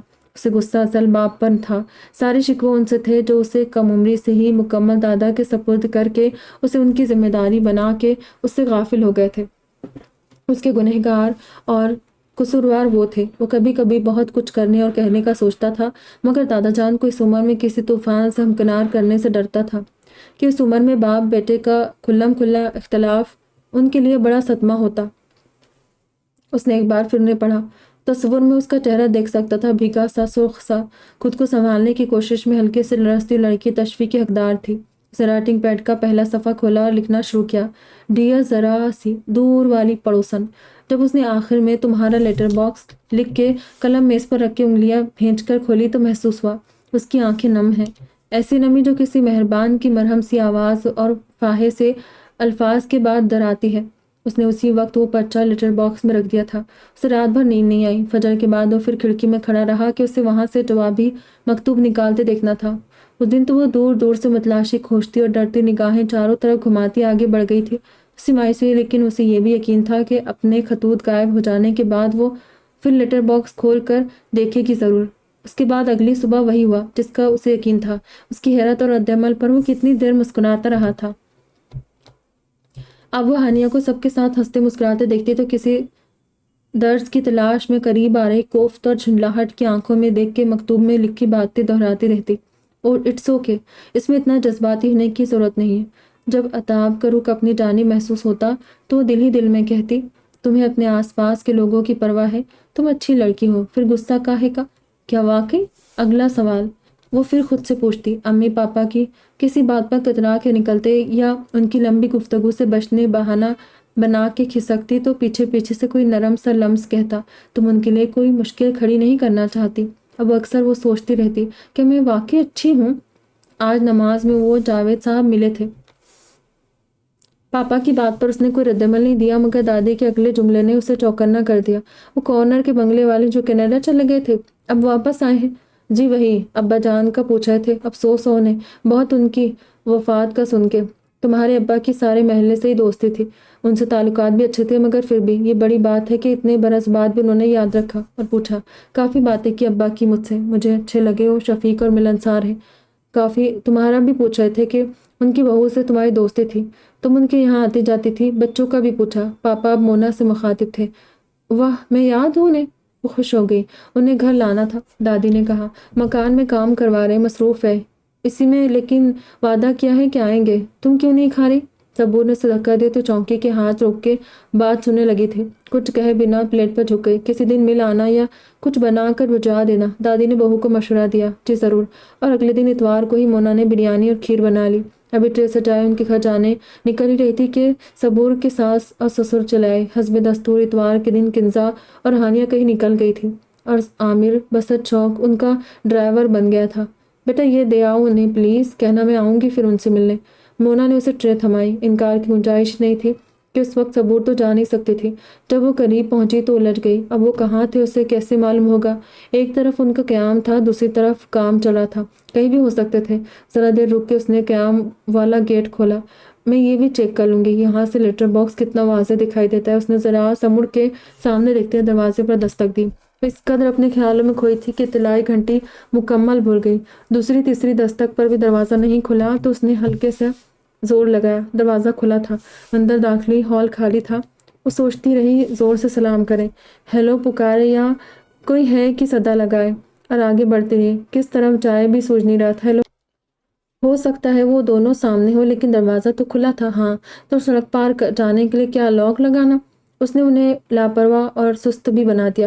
میز پر رکھ کے چلی جاؤں؟ اس نے دیوار کے پاس والی کھانے کی میز کو دیکھا۔ ہیلو، پیچھے سے آواز آئی۔ اگر اس نے خود کو سنبھالنا نہ ہوتا تو اچھل کے ٹرے کے لوازمات گرا دیتی۔ چند ثانیے لگا کے پلٹی۔ پیچھے دروازے کے پاس سمیان کھڑا تھا۔ امی نے بھیجا ہے۔ اس نے ٹرے ذرا سی آگے کی۔ Thank you.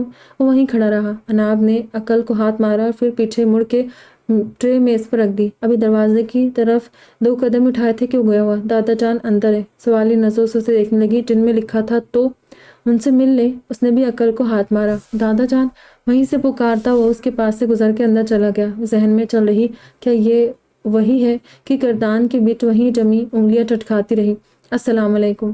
دادا جان کو دیکھتے اس نے سلام کیا۔ وعلیکم السلام، جیتی رہو۔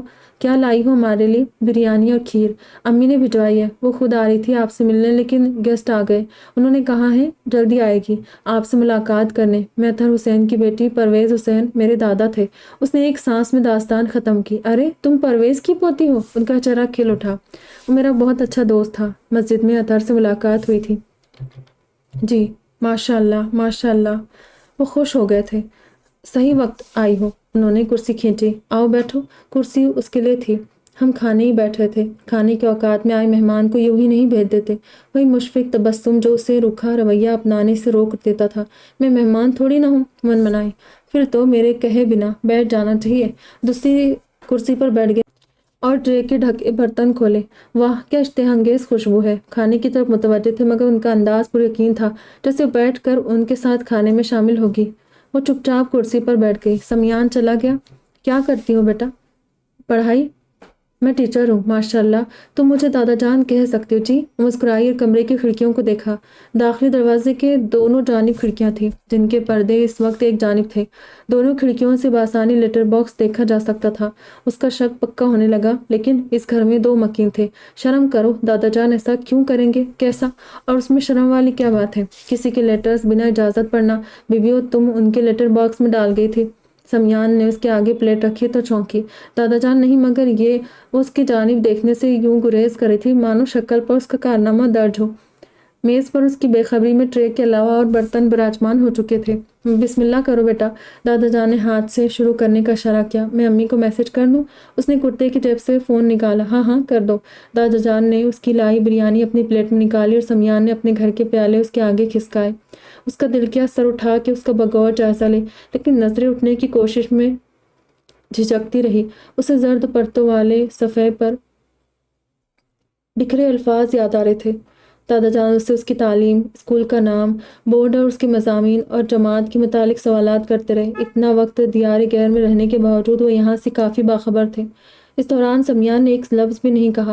اس کے رویے سے کچھ اخذ نہیں کر سکی تھی۔ سمیان کو اس رمق، اس جھلک کی تلاش تھی جو سرگوشی کرتی کہ تمہاری باتیں اس کے لیے راحت ثابت ہوئی ہے۔ ضروری نہیں مجھے دیکھا ہی ہو، انہیں علم نہیں کہ وہ میں نے لکھے ہیں۔ اس کی خاموشی پر عناب خود کو مطمئن کرے تھی، ورنہ بہانے سے قریدنے اور جتانے کی کوشش تو کرتا۔ دادا جان اور وہ باتیں کرتے رہے جبکہ سمیان خاموش تھا۔ اسے اس کی بے نیازی، لا تعلقی دیکھ کے شک کی سوئی پھر گھر گھر گھوم گئی۔ یہ وہ نہیں ہے، اسے یقین سا ہونے لگا۔ آتی رہا کرو بیٹا۔ اسے دروازے تک چھوڑنے آئے دادا جان نے سر پر ہاتھ رکھا تو مسکرا دی۔ جی۔ گیٹ سے باہر نکلتے اس کا ذہن پھر پلٹی کھا گیا۔ اب اسے پھر اسی پر شبہ تھا۔ یہ نہیں تو اور کون ہو سکتا ہے؟ اس کے پاس سسپیکٹ کی کوئی لمبی فہرست نہیں تھی، لہٰذا جو نظر آئے وہی مجرم۔ سمیان نے اس کی اور دادا جان کی دوستی، بے تکلفی اور مسلسل باتوں کا پورا فائدہ اٹھایا تھا، اتنا کہ اب وہ اس کا اسکیچ تو بنا ہی سکتا تھا۔ لاپرواہی سے اونچائی پر جوڑے کی صورت، اسکرنچی میں لپٹے بال، گندمی رنگت اور پرکشش نقوش پر سب سے نمایاں اس کی قدرے بڑی سی بالیاں تھیں جن کے کناروں پر ننھے ننھے موتی جھول رہے تھے۔ اس نے رات میں لیٹر باکس دیکھا مگر وہاں مایوسی ہی دھری ملی کوئی رکا نہیں تھا۔ تو کیا اب وہ نہیں لکھے گی؟ اسے خیال پسند نہیں آیا۔ اسے جاننا تھا اس کا خط پڑھ کے اسے کیسا لگا۔ اس کے الفاظ نے وہ کام کر کے دکھایا یا نہیں جو اس کی منشا تھی؟ اس کے الفاظ ایک اور ورچوئل کاندھا بن سکے تھے یا نہیں؟ اسے پھر صبور سے اطلاع ملی کہ کچھ دنوں میں پھپھو آ رہی ہے، ہانیہ ان کے ساتھ واپس جائے گی۔ دل و دماغ جو اس نئے ایڈونچر میں الجھے تھے واپس اپنے پرانے محور پر آ گئے۔ وہ جو چند دنوں سے ایک روزن ملا تھا اب وہ بھی بند تھا۔ اس نے وہ زرد پرتوں والا صفحہ نکالا۔ میں کیوں ایسا پازیٹیو نہیں سوچ سکتی؟ وہ الفاظ اب بھی اسے تھپکی محسوس ہوئے تھے، ایسی تھپکی جس سے مسئلہ حل ہوتا ہے، نہ حالات بدلتے ہیں لیکن دل سنبھل جاتا ہے، لڑکھڑاتا حوصلہ کھڑا ہو جاتا ہے اور چند پل سکون سے آنکھیں بند ہو جاتی۔ صبح چپ چاپ وہاں سے گزر جانا چاہتی تھی لیکن کھلے لیٹر باکس نے اس کے قدم جکڑ لیے۔ اس نے بے اختیار سینے پر ہاتھ رکھا تھا کہ اس بری طرح ٹھٹکی تھی۔ اسے اس بے باکی کی توقع نہیں تھی، اس سے بھی بے باکی کا متقاضی تھا کہ آگے بڑھ کے وہ اندر رکھا کاغذ اٹھا لے، ورنہ اسے کھلا نہ چھوڑا ہوتا۔ کیا یہ اس کی آمد کے وقت کا اندازہ لگا کہ ابھی ابھی رکھا گیا تھا یا پھر رات بھر سے یہیں تھا، یا اتفاق سے ابھی ابھی لیٹر باکس کھل گیا تھا اور وہ پرچہ وہاں پچھلے کئی دن سے تھا؟ اور سب سوالوں سے بڑا سوال کہ وہ اب کیا کرے؟ آج اس میں نظریں گھما کے اطراف کا جائزہ لینے کی ہمت نہیں تھی۔ کسی کی موجودگی اور کو نگاہوں کا احساس بڑا طاقتور تھا۔ ایک پل لگتا قدم گھر کی جانب کھینچے جا رہے تھے تو اگلے پل وہ کشش لیٹر باکس کی طرف چلی جاتی۔ اجالا بتدریج بڑھ رہا تھا۔ اس نے فوری فیصلہ کیا۔ اس نے جھپٹ کے وہ کاغذ دبوچا اور جیب میں ہاتھ ڈالے آگے بڑھ گئی۔ صبر مشکل ہو رہا تھا، دل مچل رہا تھا کہ ابھی راستے میں ہی کھول کے دیکھ لے۔ جیسے تیسے کمرے میں پہنچ کے اس نے ہاتھ جیب سے باہر نکالا جس میں ابھی تک وہ زرد پرتوں والا صفحہ تھا۔ اس نے شکنیں ہاتھ سے دور کرتے ہوئے مکمل کھولا۔ ڈیئر ذرا دور والی پڑوسن، میری زندگی کو مقصد دے کر غائب ہو گئی۔ ناٹ فیئر، لیٹر کا منتظر، تمہارا لیٹر باکس۔ اس نے وہ مختصر تحریر بھی 4-5 بار دہرائی۔ اناب، دروازے پر دستک کے ساتھ مونا کی آواز آئی۔ اس نے پرچہ واپس جیب میں ڈالا۔ جی۔ اس نے آگے آ کے خود دروازہ کھولا۔ آج چھٹی کر سکتی ہوں بیٹا؟ سوری، میں رات تم سے کہنا بھول گئی تھی، صبور کے سسرال والے آ رہے۔ ٹھیک ہے، میں فون کر دیتی ہوں، مان گئی۔ مونا چلی گئی اور وہ دروازہ بند کر کے بستر پر گر گئی۔ صبور کا رشتہ پکا ہوئے سال بھر ہونے آیا تھا اور آنے والی چھٹیوں میں شادی متوقع تھی۔ کوئی اچانک فیصلہ نہیں تھا مگر اسے کوفت زدہ کرنے والی بات اس کے ساتھ ہانیہ اور عامر کا رشتہ تھا۔ پھپھو پھپھا اور اپنے والدین کی موجودگی میں عجیب سبکی اور شرمندگی محسوس کرتی تھی۔ جب بھی وہ چاروں ایک جگہ اکٹھا ہوتے اس کو سانس لینا مشکل لگتا تھا۔ اب بھی اس تصور نے اسے اٹھنے پر مجبور کر دیا۔ صبور اور عامر کی شادی منگنی کی تیاری اسی بات کا اندیہ تھی کہ اس کے لیے ایک مشکل وقت منتظر ہے۔ ہانیہ اور عامر کی عمروں میں کافی فرق تھا، پھر پھپھو اتنی جلدی اس کی شادی کیوں کرنا چاہی تھی؟ اسے بھی سمجھ نہیں آ رہا تھا۔ اس نے چھٹی کے لیے فون سے پیغام بھیج دیا اور وہ زرد پٹوں والا انتظار کی خبر دیتا مکتوب میز پر رکھ کر کرسی سنبھال لی۔ اب جانے کس کا اعجاز تھا کہ اس وقت وہ بے بسی اور غصہ نہیں تھا جیسا اس سے پہلے ایسی صورتحال میں ہوتا تھا۔ وہ اتنے دنوں سے خود کو سمجھا رہی تھی کہ اب نہیں لکھیں گی، مگر اب دل ہمک رہا تھا۔ اس نے دھیرے سے دراز سے رائٹنگ پیڈ اور اس کے ساتھ رکھا وہ زرد پتوں والا پہلا مکتوب نکالا۔ ایک بار پھر اس کی نظریں ان سطروں پر پھیلنے لگیں۔ وہ جو کوئی تھا، اس کے الفاظ نہ کوئی منتر تھے نہ اسم اعظم، مگر وہ اتنے عام بھی نہیں تھے کہ وہ انہیں نظر انداز کر دیتی۔ کبھی کبھی تنکا بھی کافی ہوتا ہے، اور وہ اس سے زیادہ تھے، بہت زیادہ۔ اس کا قلم کاسنی پھولوں پر تھرکنے لگا۔ ڈیئر لیٹر باکس، سوری میں نے انتظار کروایا۔ تمہارا ٹیلنٹ یہ ہے کہ بندے کو یقین نہ بھی ہو پھر بھی تمہارے الفاظ اس کو سکون دیتے ہیں۔ یہ جادو کی کون سی قسم ہے؟ تم اتنے کول کیسے ہو؟ لیکن میرے سوال اور دل و دماغ ذرا بھی کول نہیں۔ تم اس وقت سمجھو گے جب ساری کہانی سنو گے۔ تمہارے پاس جواب ہوتے ہیں نہ تو بتاؤ، مجھے جلدی بہت سارا صبر ضبط اور حوصلہ چاہیے ہوگا۔ یہ کہاں ملے گا؟ کیونکہ میرے پاس والا اسٹاک ختم ہونے لگا ہے۔ انکمفرٹیبل سچویشن سے نمٹنے کا طریقہ معلوم ہو تو وہ بھی بتاؤ۔ اس سے پہلے اس نے خود کلامی کی تھی، ایک بے جان شے کو مخاطب کر کے لکھا تھا، مگر اس وقت وہ جانتی تھی کوئی مہربان شخص ہے۔ وہ پہلے مکتوب کی طرح بے ربط اور بنا سوچے سمجھے جو دل میں آئے وہ نہیں لکھ رہی تھی۔ تم بہت نائس، میچور اور سمجھدار ہو، میں بالکل ایسی نہیں۔ تمہارے جیسی کیسے بنوں جو ہر بات میں مثبت پہلو اور خیر دیکھ سکے؟ میں اب خود کو سمجھانے تمہاری باتیں یاد دلاتی رہتی ہوں۔ جب اس فیز میں جانے لگوں تو خود بخود وہ الفاظ آنکھوں کے سامنے لہرانے لگتے ہیں۔ اٹس نائس ٹو نو کہ کوئی میرے رینڈم اور بے تکے جذبات سمجھ سکتا ہے۔ تھینک یو، تمہاری ذرا دور والی پڑوسن۔ اسے محسوس ہوا زیادہ جذباتی ہو رہی ہے، سو رک گئی۔ بار بار سر چٹک رہی تھی، مگر تصور میں دادا جان کا پوتا ہی آ رہا تھا۔ کتنی بری بات ہے، میں کیوں اسٹک ہو گئی اس شخص پر؟ اگر وہ نہیں ہوا تو؟ اس نے خود کو سمجھایا، جو فی الفور تو بے سود ثابت ہو رہا تھا۔ دل کیا ابھی وہ لیٹر باکس میں رکھا ہے، لیکن پھر خود کو اگلی صبح تک صبر کرنے پر راضی کیا۔ صبور کے ساتھ سسر کے ساتھ اس کی دبئی والی خالہ ساس تھی، ماں، بچے اور شوہر۔ اچھا، یہ وہی پھپھو کی بیٹی ہے جن کے پاس اناپ تھی۔ ہانیہ سے ملتے ہوئے صبور کی نند کو یاد آیا۔ ہانیہ مسکرائی اور وہ جزبز ہو گئی۔ اس نے مسکراتی ہانیہ کو دیکھا اور چہرہ تاثر بدلتا اس سے پہلے اسے یاد آ گیا۔ اہم یہ ہے کہ تمہیں اس سے نفرت نہیں، اور یہ کافی ہے۔ اس کے اعصاب ڈھیلے پڑ گئے۔ اٹس اوکے، اب ہمیں ساری دنیا تو پسند نہیں آ سکتی نا؟ اس نے گہرا سانس لیا اور ہانیہ کے تبسم سے اپنا چہرہ میچ کرنے کی صحیح کی۔ یہ اتنا مشکل نہیں۔ جب لب پھیل گئے تو اس نے خود سے کہا۔ اگلی صبح اس نے اپنا خط لیٹر باکس میں رکھ دیا۔ فرق یہ تھا کہ اب اسے جواب کا انتظار تھا۔ اگر وہ کچھ چالاکی کرتی اور کہیں چھپ کے دیکھتی تو بمشکل 4-5 منٹ بعد مکتوب بازیاب کرنے والے کو دیکھ کر سارے شک و شکوک رفع دفع کر سکتی تھی۔ سمیان نے بمشکل ہال میں آنے تک خود کو روکا تھا، ایک تو مختصر اور دوسرا فلٹرڈ پڑھنے کے بعد۔ پہلے کے مقابلے میں یہ 2 فرق محسوس ہوئے، لیکن اس میں انداز دوستانہ تھا، رازدار پر اعتبار والا۔ اسے اچھا لگا۔ اس نے وہ مختصر تحریر اتنی بار پڑھی کہ یاد ہو گئی۔ اس کی باتیں راحتیں ثابت ہوئی تھی۔ ایک عجیب سا سنسناتا احساس ابھرا، اور پھر غداز سا سکون جو کہیں نہ کہیں کچھ نمی لازمی چھوڑ جاتا ہے، کبھی آنکھوں میں تو کبھی دل میں۔ وہ اس لڑکی کے لیے دلاسی اور سکون کا متمنی تھا، لیکن اس کے اپنے اندر کی دائمی بے کلی شانت ہو رہی تھی۔ اسے تو کسی نے دلاسوں بھرا مکتوب نہیں لکھا تھا۔ پھر سوچتا رہا۔ کنزا کالج سے واپس نہیں آئی تھی، جبکہ مونا صبور اور ہانیہ کے ساتھ بازار گئی تھی۔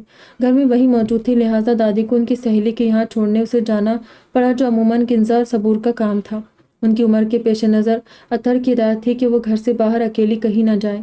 وہ دادی کو فاضلہ آنٹی کے یہاں پہنچا کے واپس گھر جا رہی تھی کہ راستے میں دادا جان مل گئے۔ بہت بزی ہے ہماری بیٹی، اب نظر ہی نہیں آتی، انہوں نے معصوم سا شکوہ کیا۔ ایسی تو بات نہیں دادا جان، روز صبح میں دیکھتی ہوں آپ کا گھر جو دن بدن خوبصورت ہو رہا ہے۔ اس نے انہیں بہلانے کی کوشش کی تھی اور واقعی خوش ہو گئے۔ آؤ تمہیں اندر سے دکھاتا ہوں۔ وہ پرجوش سے تیز تیز چلنے لگے تو اسے بھی ان کا ہم قدم ہونا پڑا۔ لیٹر باکس کو دیکھتے اس کا دل دھڑکا، کیا پتہ وہاں جواب موجود ہو، یا ممکن تھا اس کا مکتوب ہی ابھی تک وہاں پڑا ہو۔ دوسرا خیال اسے اداس کر گیا۔ دادا جان کی وجہ سے وہ چاہ کر بھی لیٹر باکس کھول نہ سکی۔ گیٹ کے پاس ہی نتنوں سے مختلف خوشبوئیں ٹکرائی، کچھ رنگ روغن کی، کچھ سیمنٹ کی تو کچھ لکڑی کی۔ باہری دیواروں پر رنگ ہو رہا تھا اور اندر باورچی خانے کی الماری وغیرہ بن رہی تھی اور باقی گھر کی دیواریں رنگ و روغن کے لیے تیار ہو رہی تھی۔ اسے سارا منصوبہ اور کام سمجھانے لگے۔ آپ اب یہیں رہیں گے؟ انہوں نے ذرا وقفہ لیا تو اناب نے پوچھا۔ نیت تو یہی ہے بیٹا۔ اسی لیے گھر کے اندر داخل ہوئے جہاں سمیان دیوار کی کھسائی کرنے والوں کو کچھ ہدایت دے رہا تھا۔ اس کی آواز کانوں میں پڑتے ایک عجیب سنسنی بدن میں دوڑ گئی۔ اسے ڈیئر ذرا دور والی پڑوسن اس آواز میں سنائی دیا تھا۔ ارے بھائی اتنا ڈانٹا نہ کرو انہیں، دادا جان کی آواز پر پلٹا۔ میں نے کب کسی کو ڈانٹا؟ اس نے جملہ شروع کرنے کے بعد اسے دیکھا تھا۔ ہاں تمہاری آواز اور انداز ہی ایسا ہے۔ اس کی بھاری اور سنجیدہ آواز اکثر اجنبیوں کو سہما دیتی تھی۔ نہیں تو، دادا جان کے بیان پر اناب کے دل نے نفی کی اور اس نے دل کو ڈپٹا۔ چپ، ضروری تو نہیں یہ وہی ہو، کیوں غلط جگہ اپنی ہمدردیاں خرچ کرے ہو؟ غلط کہا، یہ آواز تو۔ دادا جان کی بات پر بے آواز خود کلامی رک گئی۔ آؤ تمہیں دکھاتا ہوں۔ وہ اسے ساتھ آنے کا اشارہ کرتے آگے بڑھ گئے۔ راستے میں کھڑا سمیان ایک طرف ہو گیا۔ اسے ہر ایک کمرے میں لے گئے۔ گھر اس کی سوچ سے زیادہ بہتر حالت میں تھا۔ ہر کمرے کا سامان وسط میں اکٹھا کر کے ڈھانک دیا گیا تھا۔ میں نے آج مالی کو بلایا تھا، نالائق آیا ہی نہیں، واپس ہال میں آتے اسے کہہ رہے تھے۔ پھر بھی لان اب کافی بہتر ہے۔ اس سچ تھا کہ صفائی نے اس کی صورت بدل دی تھی۔ لان تو ہریالی اور پھولوں کے رنگوں سے ہی بھلا لگتا ہے۔ وہ جہاں سے آئے تھے اب اس گھر کو بھی ویسا ہی دیکھنا چاہتے تھے۔ اپنی جڑوں اور دیس کی یاد سے مجبور ہو کر یہاں آنا جتنی بڑی حقیقت تھی، اتنا ہی بڑا یہ سچ کہ انہوں نے گھر میں کینیڈا کا مانوس ماحول بھی چاہیے تھا۔ اندرونی دیواروں کا رنگ اور کچھ بن رہا فرنیچر دیکھ کر اس نے یہی اندازہ لگایا۔ سمیان تھوڑا ان کو کھلا بھی چھوڑو اور ہمیں چائے پلاؤ، پوتے سے کہہ کر اس کی طرف متوجہ ہوئے۔ تم نے ابھی چائے تو پی نہیں ہوگی، آج وہ شام کی چائے ہمارے ساتھ۔ اس کی سنے بنا آگے بڑھتے جائے تھے۔ ان کے پیچھے ہوئے تھی اور اس کے عقب میں سمیان۔ اسے انکار کرنا تھا مگر وہ تو خود ہی اس کی ہاں سمجھ کے گیٹ سے نکل کر سڑک عبور کر رہے تھے۔ مرتا کیا نہ کرتا کہ مصداق وہ ان کے پیچھے ہولی۔ آپ کو نہیں آنا تو دادا جان سے کہہ دے۔ پیچھے سے سمیان کی آواز آئی۔ انہیں باتیں کرنے کوئی سامع اور ساتھی چاہیے ہوتا ہے، لیکن آپ معذرت کریں گی تو وہ اصرار نہیں کریں گے۔ اس کے ہم قدم تھا۔ مجھے انہیں انکار کرتے اچھا نہیں لگے گا، اس نے دھیرے سے کہا۔ وہ یہ نہیں کہہ سکی کہ مجھے ان کے ساتھ جانے میں کوئی پریشانی نہیں ہے۔ اچھی لڑکی، سمیان نے دل میں سوچا اور اناب کے اندر آواز گونجی، تم واقعی اچھی لڑکی ہو۔ وہ دونوں آگے پیچھے گھر میں داخل ہوئے۔ سمیان رکے بنا اندر جانے لگا تو اسے اپنے لڑکی ہونے کا فرض یاد آیا۔ میں چائے بناؤں؟ بالکل نہیں، دادا جان نے سختی سے انکار کیا۔ تم مہمان ہو، ہماری بیٹھو۔ انہوں نے سامنے صوفے کی سمت اشارہ کیا اور سمیان چائے کافی یہ دو چیزیں ہی اچھی بناتا ہے۔ سمیان جو اس کی آواز سن کے رک گیا تھا مسکراتا اندر بڑھ گیا۔ کیسا جا رہا ہے تمہارا اسکول؟ بچے تنگ تو نہیں کرتے؟ بطور استاد اس کے پاس کچھ اچھی باتیں تھیں اور بہت سی شکایتیں جو اسے آج کل کے والدین اور بچوں سے تھیں۔ باورچی خانے میں ان کی باتیں سن رہا تھا۔ ذرا دیر میں ہی اس کی آواز بلند ہو گئی، جوش اور جذبات سے بھری، جیسے بھری بیٹھی تھی کہ کوئی اس سے یہ سوال کرے۔ گھر میں سب کے درمیان بیٹھ کے کوشش کرتی تو جان پاتی نہ کہ اس کے پاس اپنا یہ غبار نکالنے والا سسٹم موجود تھا۔ کچھ تو نہ ایسے دو بدو جواب دیتے ہیں کہ سمیان کی آمد پر سنبھل کے ایک دم چپ ہو گئی۔ اسے اپنی بے اختیاری اور بس یار گوئی کا احساس ہوا۔ کمرے میں یکایک سناٹا ہو گیا۔ سمیان نے اسے کب تھما رہا تو زیر لب مسکرا رہا تھا۔ چائے کے ساتھ ٹرے میں کیک اور کچھ بسکٹ تھے۔ یہ تمہارے لیے ہے، مجھے تو پرہیز کے نام پر محروم ہی رکھا جاتا ہے۔ انہوں نے کیک کی پلیٹ اٹھا کے اسے پیش کی۔ سمیان ہنستا ہوا ان کے بازو میں بیٹھ گیا، عین اس کے سامنے۔ اور مجھے محروم رہنا پسند ہے۔ اس نے پلیٹ ان کے ہاتھ سے لے کر واپس تپائی پر رکھ دی۔ مجھے میٹھا بالکل نہیں پسند، کیک تو ذرا بھی نہیں۔ دادا جان نے ابرو اٹھا کے پوتے کو دیکھا۔ اور ہمارے سمیان کو تینوں وقت میٹھا اسپیشلی کیک دیا جائے تو وہ دنیا کا سب سے خوش انسان۔ اس نے تعجب اور تعصب سے اسے دیکھا اور سمیان شانوں کو حرکت دے کر مسکرایا۔ پہلی بار دونوں نے ایک دوسرے کی آنکھوں میں آنکھیں ڈالی تھی۔ کہا کچھ نہیں۔ دادا جان کی باتیں اور سوال ویسے ہی جاری تھے، تاہم اب وہ اس روانی اور بے تکلفی سے بات نہیں کر پا رہی تھی۔ ایک بے ضرر اور خاموش چائے پینے والا بندہ جو گفتگو میں شامل تھا نہ کمرے میں اپنے ہونے کا کوئی ثبوت دے رہا تھا، اس کی ساری حسیات کو قابو کیے تھا۔ اس کی سمت نظر نہیں اٹھا رہی تھی، بولتے ہوئے محتاط تھی اور کان چوکنے تھے کہ کب اس کی آواز سنائی دیتی ہے۔ اپنی اس حالت کو مزید سنبھالنا اس سے مشکل ہو رہا تھا۔ چائے پر کیا پڑھ کے پھونکا تھا اس نے کہ اس میں ہر برکت ہی برکت اتر آئی تھی۔ کنفرم بھی تو ہو کہ یہ وہی ہے۔ چائے کا گھونٹ لیتے اس نے کنکھیوں سے دیکھنے کی ناکام کوشش کی۔ اور ہو گیا تو کیا؟ اگلا سوال حاضر تھا۔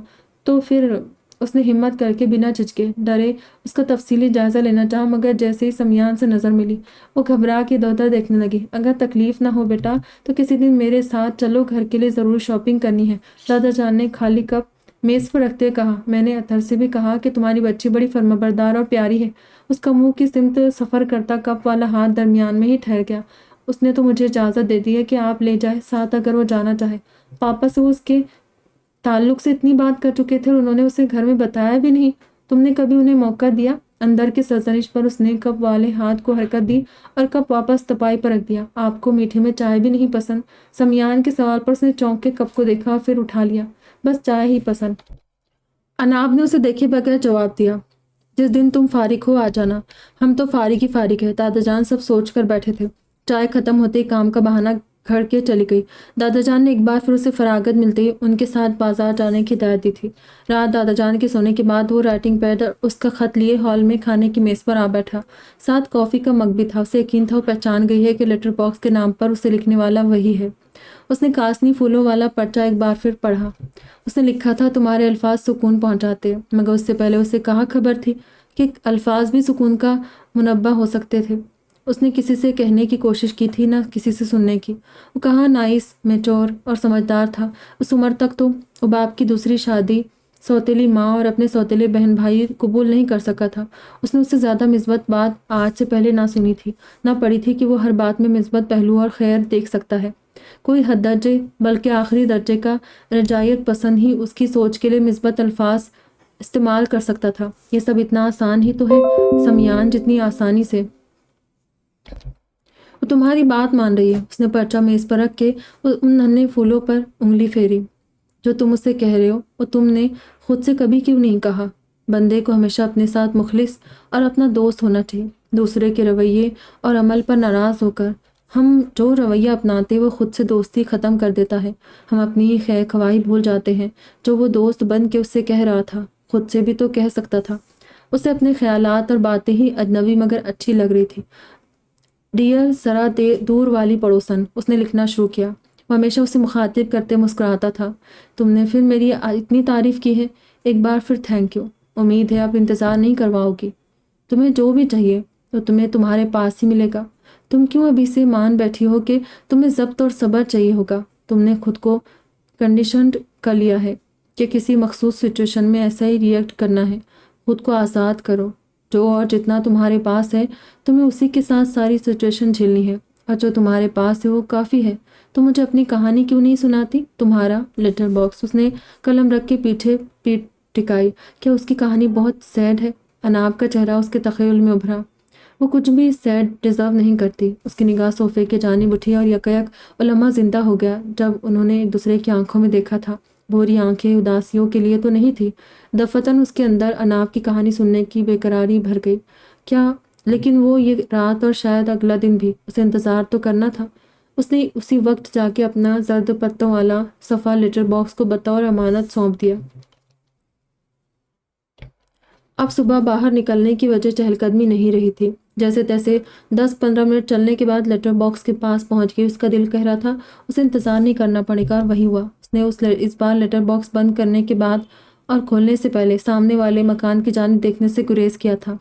اس بار مختصر چند سطریں تھی، ایک نرم اور حوصلہ بڑھاتی آواز سی، شانوں کو سہارا دیتے بازو جیسی، آنسوؤں کو سمیٹنے کے لیے تیار ہتھیلیوں جیسی۔ وہ اس وقت ناشتہ کر کے اسکول کی تیاری کرتی تھی اور اسے آرام سے تیاری کرنے کی عادت تھی کہ اس میں گھنٹہ 1.5 گھنٹہ لگا دیتی تھی، لیکن آج اسے لگا 10 منٹ بھی تیاری کو کافی ہوں گے۔ نہ انتظار کروانا چاہتی تھی، نہ اس سے ہو رہا تھا۔ کرسی سنبھال کے اس کے کاسنی پھولوں والا رائٹنگ پیڈ نکالا۔ Dear letter box. وہ ایک بار پھر اول دن کی طرح بے ربط اور ان فلٹر لکھ رہی تھی۔ اس کی کہانی تو چند جملوں کی تھی، لیکن کہانی کا تجزیہ اور کرداروں سے شکایتیں، خود پر اس کے اثرات، کبھی نہ ختم ہونے والی المیہ داستان تھی۔ آج اس کا مکتوب ایک صفحے پر ختم نہیں ہوا تھا کتنی بار اس نے آنسو پونچھے اور قلم روک کر خود کو سنبھالا تھا۔ لکھ کر اس نے پرچہ بیگ میں رکھے تھے کہ آج ایک ننھا سا کاغذ نہیں تھا جو جیب میں سما جاتا۔ تیار ہو کے کسی طرح سب سے چہرہ چھپاتی اسکول کے لیے نکل گئی، ورنہ رونے کے آثار کھوار کرواتے۔ اس نے آج راستہ بھی بدل لیا تھا۔ اس وقت بھی اندر کا کاریگر اور مزدور موجود تھے۔ وہ اگلے دن صبح تک کا انتظار کرتی تو کیا پتہ ارادہ بدل جاتا، لہٰذا اس نے اسی وقت اسے لیٹر باکس کے حوالے کر دیا تھا۔ سمیان اس کا طویل مکتوب پڑھ کے اب چپ ہو بیٹھا تھا۔ اس کے پہلے خط میں لکھا بے مصرف آج اسے مکمل سمجھ آیا تھا۔ کون سا احساس مانوس تھا اور کون سا اجنبی۔ آج اس کی توجہ اس جانب نہیں تھی۔ اس وقت اس کی خواہش صرف اسے پرسکون کرنے کی تھی۔ ایک ایک لفظ سے اس کی ذات میں پھیلی بے کلی آیا تھی۔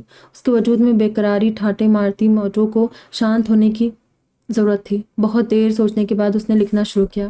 ڈیئر ذرا دور والی پڑوسن، تھینک یو۔ یوں دل کھولنا آسان نہیں ہوتا، یہ حوصلہ اور اعتبار، تھینک یو۔ کبھی کبھی کہانی پڑھنے والے کا ٹون بھی اس کا سرا بدل دیتا ہے۔ ایک خوش آمیز اور فرحت بخش تحریر بھی لہجے کی وجہ سے دل خراب کر دیتی ہے۔ تم نے کبھی اپنا لہجہ بدل کے دیکھا ہے؟ ایک بار ماضی کی کہانی کو نرم آواز سے پڑھ کے دیکھو۔ ہم اکثر اپنے پیرنٹس کو مارجن دینے تیار نہیں ہوتے۔ ہمیں وہ اس رول میں پرفیکٹ چاہیے ہوتے ہیں۔ ہم بھول جاتے ہیں کہ وہ بھی انسان ہی ہیں، خطا کا پتلا۔ یہاں سے وہاں اور وہاں سے یہاں ہونے میں شخصیت کو مضبوط بنیاد اور روٹ نہ ملے تو پھر بے یقینی اور ڈاؤٹس کھیل لیتے ہیں۔ مگر ایک بات یاد رکھو، ہم جہاں ہیں وہی ہماری جگہ ہے۔ اس جگہ اور مقام کو اون کیے بنا ہم باقیوں سے کوئی توقع کیسے رکھ سکتے ہیں؟ کیا پپو اور پیرنٹس تمہیں اس حال میں دیکھ کے یا پرانے فیصلوں پر ہٹ نہیں ہوتے ہوں گے؟ تم ان سے بات کیوں نہیں کرتی؟ ان کے ریزن سنو، انہیں سچ ماننا نہ ماننا بعد کا فیصلہ ہوگا اور سراسر تمہارا۔ یقین کرو، ہم انسان ان انٹینشنلی ایک دوسرے کو زیادہ ہرٹ کرتے ہیں۔ تم نے سوچا کبھی وہ بھی ہرٹ ہو رہے ہوگے؟ اگر ایک بات پر دو فریق ایک ساتھ ایک سی تکلیف میں ہو تو یہ جنگ ہے نہ المیہ نہ زیادتی، بلکہ رابطے اور گفتگو کی کمی ہے۔ آسانی سے ختم نہ صحیح کم ہونے والا درد جو چپ کی نظر ہو جاتا ہے۔ کچھ ڈیمیجز ریورس نہیں ہو سکتے، انہیں ریپیئر ہی کرنا پڑتا ہے۔ تم بہن بھائیوں کا تعلق ایسا ہی ہے، اسے مزید ڈیمیج کرنے کے بجائے ریپیئر کی کوشش کیوں نہیں؟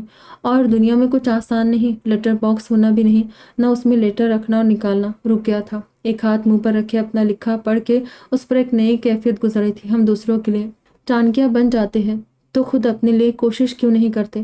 اس نے اپنا لکھا پھر سے پڑھا۔ کوئی در کھلا تھا، کوئی روشنی سی چمکی تھی۔ اس نے لیٹر وہی چھوڑ کے فون میں وقت دیکھا۔ جو کچھ دیر سوچنے کے بعد اس نے اپنے ڈیڈ کا نمبر ملایا۔ اس کے اعصاب عضلات سب تشنج زدہ تھے۔ اندر خواہش مچل رہی تھی کہ رکھ دو۔ کوئی تیزی سے کہہ رہا تھا، مناسب وقت نہیں، کل کر لینا، ہو سکتا ہے میٹنگ میں ہو۔ کبھی لگا بس اگلے سیکنڈ ہاتھ کان سے ہٹا کے فون رکھا ہی رکھا، لیکن اس کی نظر زرد پتوں والے کاغذ پر ٹکی رہی، یہاں تک کہ دوسری طرف سے ہیلو کی آواز ابھری۔ وہ مونا کو اسٹیشنری کے لیے باہر جانے کا کہتی جوتا پیر میں ڈال رہی تھی کہ کسی نے گیٹ بجایا۔ وہ پلٹی، وہاں دادا جان تھے۔ تمہاری بیٹی کچھ دیر کے لیے ادھار چاہیے۔ وہیں سے مونا کو دیکھ کر گویا ہوئے۔ مونا مسکرا دی، انہیں یاد تھا وہ پہلے بھی ایسے ہی خوش مزاج ہوا کرتے تھے۔ بسر چوک لے جائیے، لیکن پہلے اندر تو آئیں۔ اطہر نے گھر میں بتایا تھا کہ وہ اسے گھر کی کچھ خریداری کے لیے ساتھ لے جانا چاہتے اور سب اسے حیرت سے دیکھنے لگے تھے۔ تب اسے وضاحت دینی پڑی تھی کہ وہ دونوں مارننگ واک کے دوران ملتے رہتے، پھر کبھی بیٹا ابھی تو اناب سے کام ہے۔ اسکول سے آنے کے بعد کھانا کھا کے اور کپڑے بدل کے ان کے مکان کی طرف ہی جائی تھی کہ صبح والے مکتوب کا جواب دیکھ سکے۔ مونا نے اسے دیکھا، کپڑے بدل لو۔ وہ گھر والی حلیے میں تھی، بالوں کی ٹوٹیاں کھول کر بال پیچھے جوڑے کی صورت اسکرنچی میں مقید تھے۔ سادہ کاٹن کا انڈیگو کرتا اور سفید پلازو، سفید انڈیگو امتزاج والا دوپٹہ۔ ٹھیک ہے یہ بھی۔ وہ آگے گیٹ کی طرف بڑی، لگتا ہے آپ دعوت کے بنا آئیں گے نہیں؟ مونا نے کہا۔ اطہر بھی ان سے کئی بار گھر آنے کا کہہ چکے تھے، مگر وہ مکان میں چل رہے کام کی وجہ سے وقت نہیں نکال پا رہے تھے۔ یہی رہنا ہے، اب تو پھر تنگ آ جاؤ گے تم سب۔ آپ سے کون کافر تنگ ہو سکتا ہے چاچا جان؟ آؤں گا بیٹا، یہ گھر کا کام ختم ہو جائے۔ ان کے پاس جا کے رک گئی۔ چلے؟ انہوں نے اس سے پوچھا۔ جی۔ مکان کے قریب پہنچے تو وہاں کار کھڑی تھی، اس پر پیلی پٹی نہیں تھی، یعنی وہ نجی کار تھی۔ گیٹ کے پاس رک کے انہوں نے اونچی صدا لگائی، سمیان۔ کچھ توقف کے بعد وہ باہر آیا۔ اسے دیکھتے ایک عجیب نیا سا احساس اندر اترا۔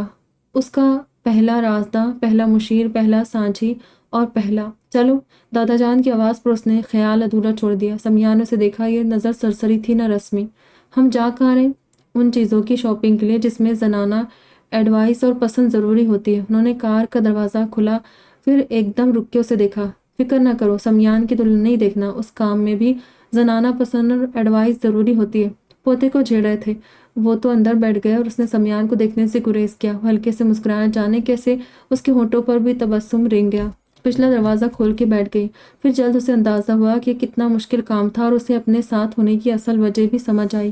ان دونوں کو الگ ڈیزائن اور الگ رنگ ہی پسند آتے تھے۔ کوئی ایک چیز، ایک بات میں تو ان میں اتفاق ہوا ہو، اس کا کام صرف دوسرا ووٹ دے کر اکثریت کو جتانا تھا۔ پردے، چادریں، تولیے، پاپوش کے علاوہ انہوں نے ڈرائنگ روم کا فرنیچر پسند کیا کہ دادا جان باورچی خانے کا سست رفتار کام دیکھ کر تنگ آ گئے تھے اور ہال کا نیا فرنیچر بنا بنایا لینے مان گئے تھے، جو سمیان اول دن سے کہہ رہا تھا۔ جب باہر نکلے تو وہ تینوں ہی بے انتہا تھک گئے تھے۔ بچی کو کچھ کھلاؤ پلاؤ، کیا ایسے سوکھے منہ ہی واپس گھر پہنچاؤ گے؟ اس سے پہلے کہ رسمی نہیں کرتی سمیان بول پڑا، میں اس شہر میں مہمان اور انجان ہوں، یہ آپ دونوں کا شہر ہے، جہاں کہیں گے لے چلتا ہوں۔ اناب کو بھوک لگ گئی تھی، اس نے لیٹر باکس دیکھنے کی بے صبری میں ڈھنگ سے کھانا بھی نہیں کھایا تھا۔ مجھے تو اتنا عرصہ ہو گیا ہے، تم ہی بتاؤ بیٹا کہاں جائے؟ ویسے تم لڑکیوں کو پتا ہوتا ہے کہ کہاں سب سے اچھے گول گپے یا پانی پوری ملتی ہے۔ مجھے پانی پوری نہیں پسند، اس لیے کہاں کی اچھی ہوتی ہے یہ بھی نہیں پتا۔ دونوں ایک ساتھ اس کی طرف پیچھے مڑے، وہ گھبرا گئی۔ ان دونوں کے چہروں پر لکھا تھا کہ وہ اس کے بیان گزیدہ ہے۔ سوری، منمنائی۔ کچھ دیر بعد وہ اپنا سینڈوچ کھاتے ہوئے ان دونوں کو پانی پوری سے لطف اندوز ہوتے دیکھ رہی تھی۔ ان میں دادا پوتے والا احترام اور شفقت تو تھی ہی، ساتھ ساتھ انتہائی کی بے تکلفی اور دوستی بھی تھی۔ انہیں اس طرح دیکھ کر اندازہ ہو جاتا تھا کہ ان میں باہمی موافقت اور ہم آہنگی کمال کی تھی۔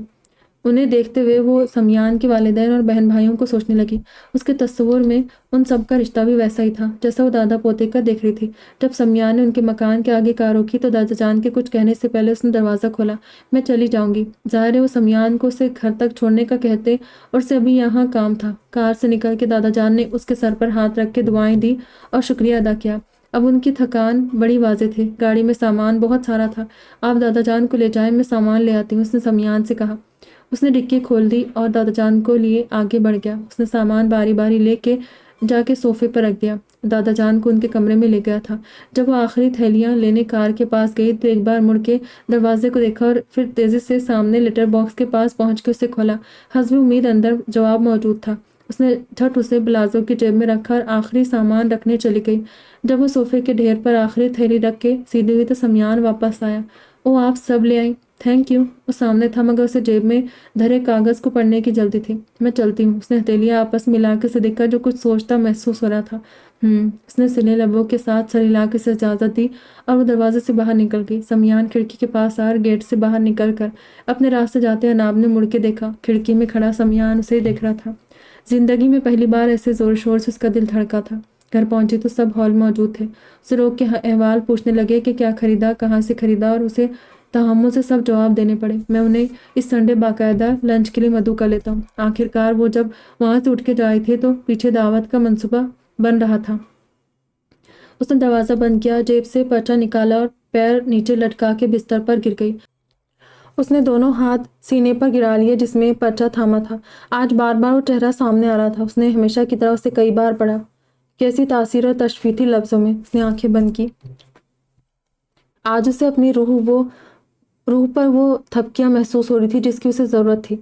اسے آج فوراً جواب لکھنے کی جلدی نہیں تھی۔ رات جب وہ بستر پر لیٹی تو ان زرد پرتوں کو دیکھتے ہوئے اسے خیال آیا، کیا مجھے ان کی کہانی پوچھنی چاہیے؟ اسے مونا کی بات یاد آئی۔ اسے جانے کی آج محسوس ہو رہا تھا تھپکیوں کی ضرورت ادھر بھی ہے۔ جہاں اس کے مشورے کو سنجیدگی سے سوچ رہی تھی وہیں اس سے اس بار الگ نوعیت کے سوال پوچھنے نہ پوچھے پر بھی غور کر رہی تھی۔ 2 دن اسی میں گزر گئے۔ صبح چہل قدمی کو بھی نہیں گئی اور اتوار آ گیا، ان کی دعوت کا دن۔ عموماً ایسے موقعوں پر سلام دعا کے بعد کام کے بہانے غائب ہو جاتی تھی، لیکن آج ایسا ممکن نہیں تھا۔ سب کے ساتھ کھانے پر موجود تھی۔ سمیان، اطہر اور عامر کے ساتھ باتیں کرتا رہا۔ چونکہ ساری حسیات آج ڈرامے پر لگی تھی، بظاہر انجان مصروف مگر ادھر متوجہ، لہٰذا کافی نئی معلومات جمع ہو گئی تھی۔ اس کے والد کا خاصا جمع جمایا بزنس تھا اور اب دادا جان کی خواہش تھی کہ وہ یہاں اپنے ملک میں کوئی کام شروع کرے۔ انہیں اس عمر میں تنہا چھوڑنا نہیں چاہتا تھا، اس لیے چند مہینوں کا بریک لیا تھا۔ اسے آج پتہ ہی نہیں چلا ہانیہ نے کیا پہنا، کہاں بیٹھی، کیا کہا، کیا کیا۔ ہانیہ کسی بات پر ہنسی تو وہ اس کی طرف دیکھنے لگی۔ صرف ایک ڈسٹریکشن، دوسری مصروفیت، بزی ذہن بھی ہمیں منفیت اور آزردگی سے بچا سکتا ہے، ورنہ تو وہ اب تک کڑ کر اور کھول کھول کے عادی ہو گئی ہوتی۔ ہم ہی اس چیز کو دونوں ہاتھوں سے جکڑے رہتے ہیں جو ہمیں تکلیف پہنچاتی ہے۔ کچھ چیزیں ہم چھوڑ دیں تو خود کے لیے آسانیاں پیدا کر سکتے ہیں۔ بے اختیار اس کی نظر سمیان کی طرف اٹھی جو عامر سے کچھ کہہ رہا تھا۔ اس کی نگاہیں محسوس کر کے سمیان کی آنکھوں نے بھی اس کے چہرے کی سمت سفر کیا۔ 2 پل تھے بس، مگر اس قدر گہرے اور دردیدہ دہن کہ وہ کمرے سے ہی باہر آ گئی۔ ذرا دیر اور رکتی اور آگے وہ سوچ بھی نہیں سکی۔ اناب بیٹا، سرخ چہرہ اور بے قابو دل اور جانے کیا کیا سنبھالتی کمرے میں چلی تھی کہ مونا نے آواز دی۔ صبور کی شادی اور عامر کی انگیجمنٹ کا ایک ساتھ سوچ رہے ہیں۔ یہ اس قدر اچانک تھا کہ اس کے چہرے پر الجھن ظاہر ہوئی۔ تم اتنی بزی، آج کل کے موقع ہی نہیں ملتا۔ سب جانتے ہیں تمہیں ہی علم نہیں، اس لیے بتا رہی ہوں۔ آپ آئیں گی تو باقاعدہ ڈیٹ فکس کریں گے۔ چند ہفتے پہلے کا وقت ہوتا تو اسے ایک جملے میں مہینہ بھر کڑنے الجھنے کا سامان تھا، مگر اس وقت وہ جی اچھا ہی کہہ سکی، اور مونا جو اس کے مخصوص سرد سخت تاثر کی توقع کر رہی تھی حیران رہ گئی۔ اس نے اب تک اسے لکھا نہیں تھا اور یہ خیال بھی تھا کہ منتظر ہوگا۔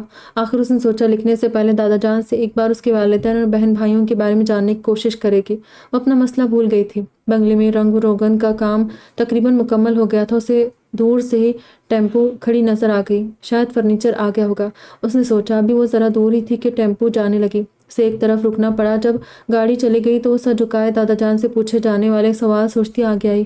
گیٹ کے پاس آ کے اس نے سر اٹھایا اور اس کے پیروں تلے سے زمین کھینچ گئی۔ لیٹر باکس اپنی جگہ موجود نہیں تھا۔ اس کا کھلا منہ اور دکھ اور بے یقینی سے لبریز آنکھیں پھٹی رہ گئی۔ سمیان اندر سے نکلا اور گیٹ تک آتے اسے دیکھ کے رک گیا۔ اسے دیکھ کے لگ رہا تھا بس رو دے گی۔ اناب نے سامنے کھڑے سمیان کو دیکھا۔ سامنے تھا، موجود تھا، لیکن قریب کرنے والا پل، جوڑنے والی کڑی، باندھنے والی ڈور غائب تھی۔ سمیان اسے کچھ کہنا چاہا تھا، وہ آگے آیا۔ فرنیچر اندر لے جاتے ہوئے لیٹر باکس گر گیا تھا۔ ان بھوری آنکھوں کا دکھ محسوس کر کے سمیان کا دل کیا ان غیر ذمہ دار مزدوروں کو کان پکڑوا کے اس کے سامنے اٹھک بیٹھک کروائے۔ ڈونٹ وری، وہ دوبارہ اسٹینڈ ہو جائے گا، اس نے تسلی دے، گویا اس کی جان میں جان آئی۔ ایک معنی خیز چپ دونوں کے درمیان حائل تھی۔ دل یوں دم سادھے تھا مانو اب وہ لمحہ آیا کہ آیا۔ اسی سے بچنے کے لیے اس نے معنی خیز فضا کو بے معنی کرنے کی صحیح کی۔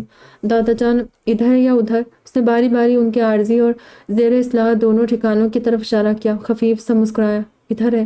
اس نے ہاتھ سے پیچھے اشارہ کیا، اندر بڑھ گئی اور وہ سڑک عبور کر کے دوسرے ٹھکانے۔ ایک خیال ہی اسے سرشار کر رہا تھا کہ وہ اس لمحے کو چھو آیا ہے جو وجود میں آتے آتے رہ گیا تھا۔ اندر ہال میں لیٹر باکس ایک طرف آڑا ترچھا فرش پر پڑا تھا۔ شکر تھا اس کے دوبارہ استعدا ہونے کی نوید مل گئی تھی۔ اندر اتنی افراتفری تھی کہ وہ جو سوچ کے آئی تھی اس پر عمل نہ کر سکے۔ کام بہت تیزی سے ہوا تھا۔ سارے گھر میں تازہ رنگ کی بو پھیلی تھی۔ دادا جان کو ڈھنگ کا مالی اب تک نہیں ملا تھا اور وہ اس بات سے ناخوش تھے۔ ان کے مطابق کافی پہلے یہاں نئے پودے لگ جانا چاہیے تھے۔ اس کے پوچھنے پر دادا جان نے یقین دلایا کہ لیٹر باکس بھی رینوویٹ ہو کے دوبارہ نیا سا وہاں لگ جائے گا۔ وہ اس کی ماں کی پسند تھا، یہ جان کے سمیان اسے اپنی ماں کی نشانی اور ارمان سمجھ رہا ہے۔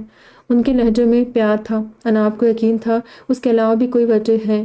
وہ تو جواد نے اسے خاص طور پر بنایا تھا، مضبوط اور پائیدار، اس لیے اب تک سلامت ہے، ورنہ تو موسم کے تغیرات کب کا اسے اکھاڑ چکے ہوتے۔ اس بے رنگ لیٹر باکس کو دیکھتے شاید ماضی میں چلے گئے تھے۔ پھپھو پھوپھا آ گئے اور گھر میں ایک الگ ہلچل مچ اٹھی تھی۔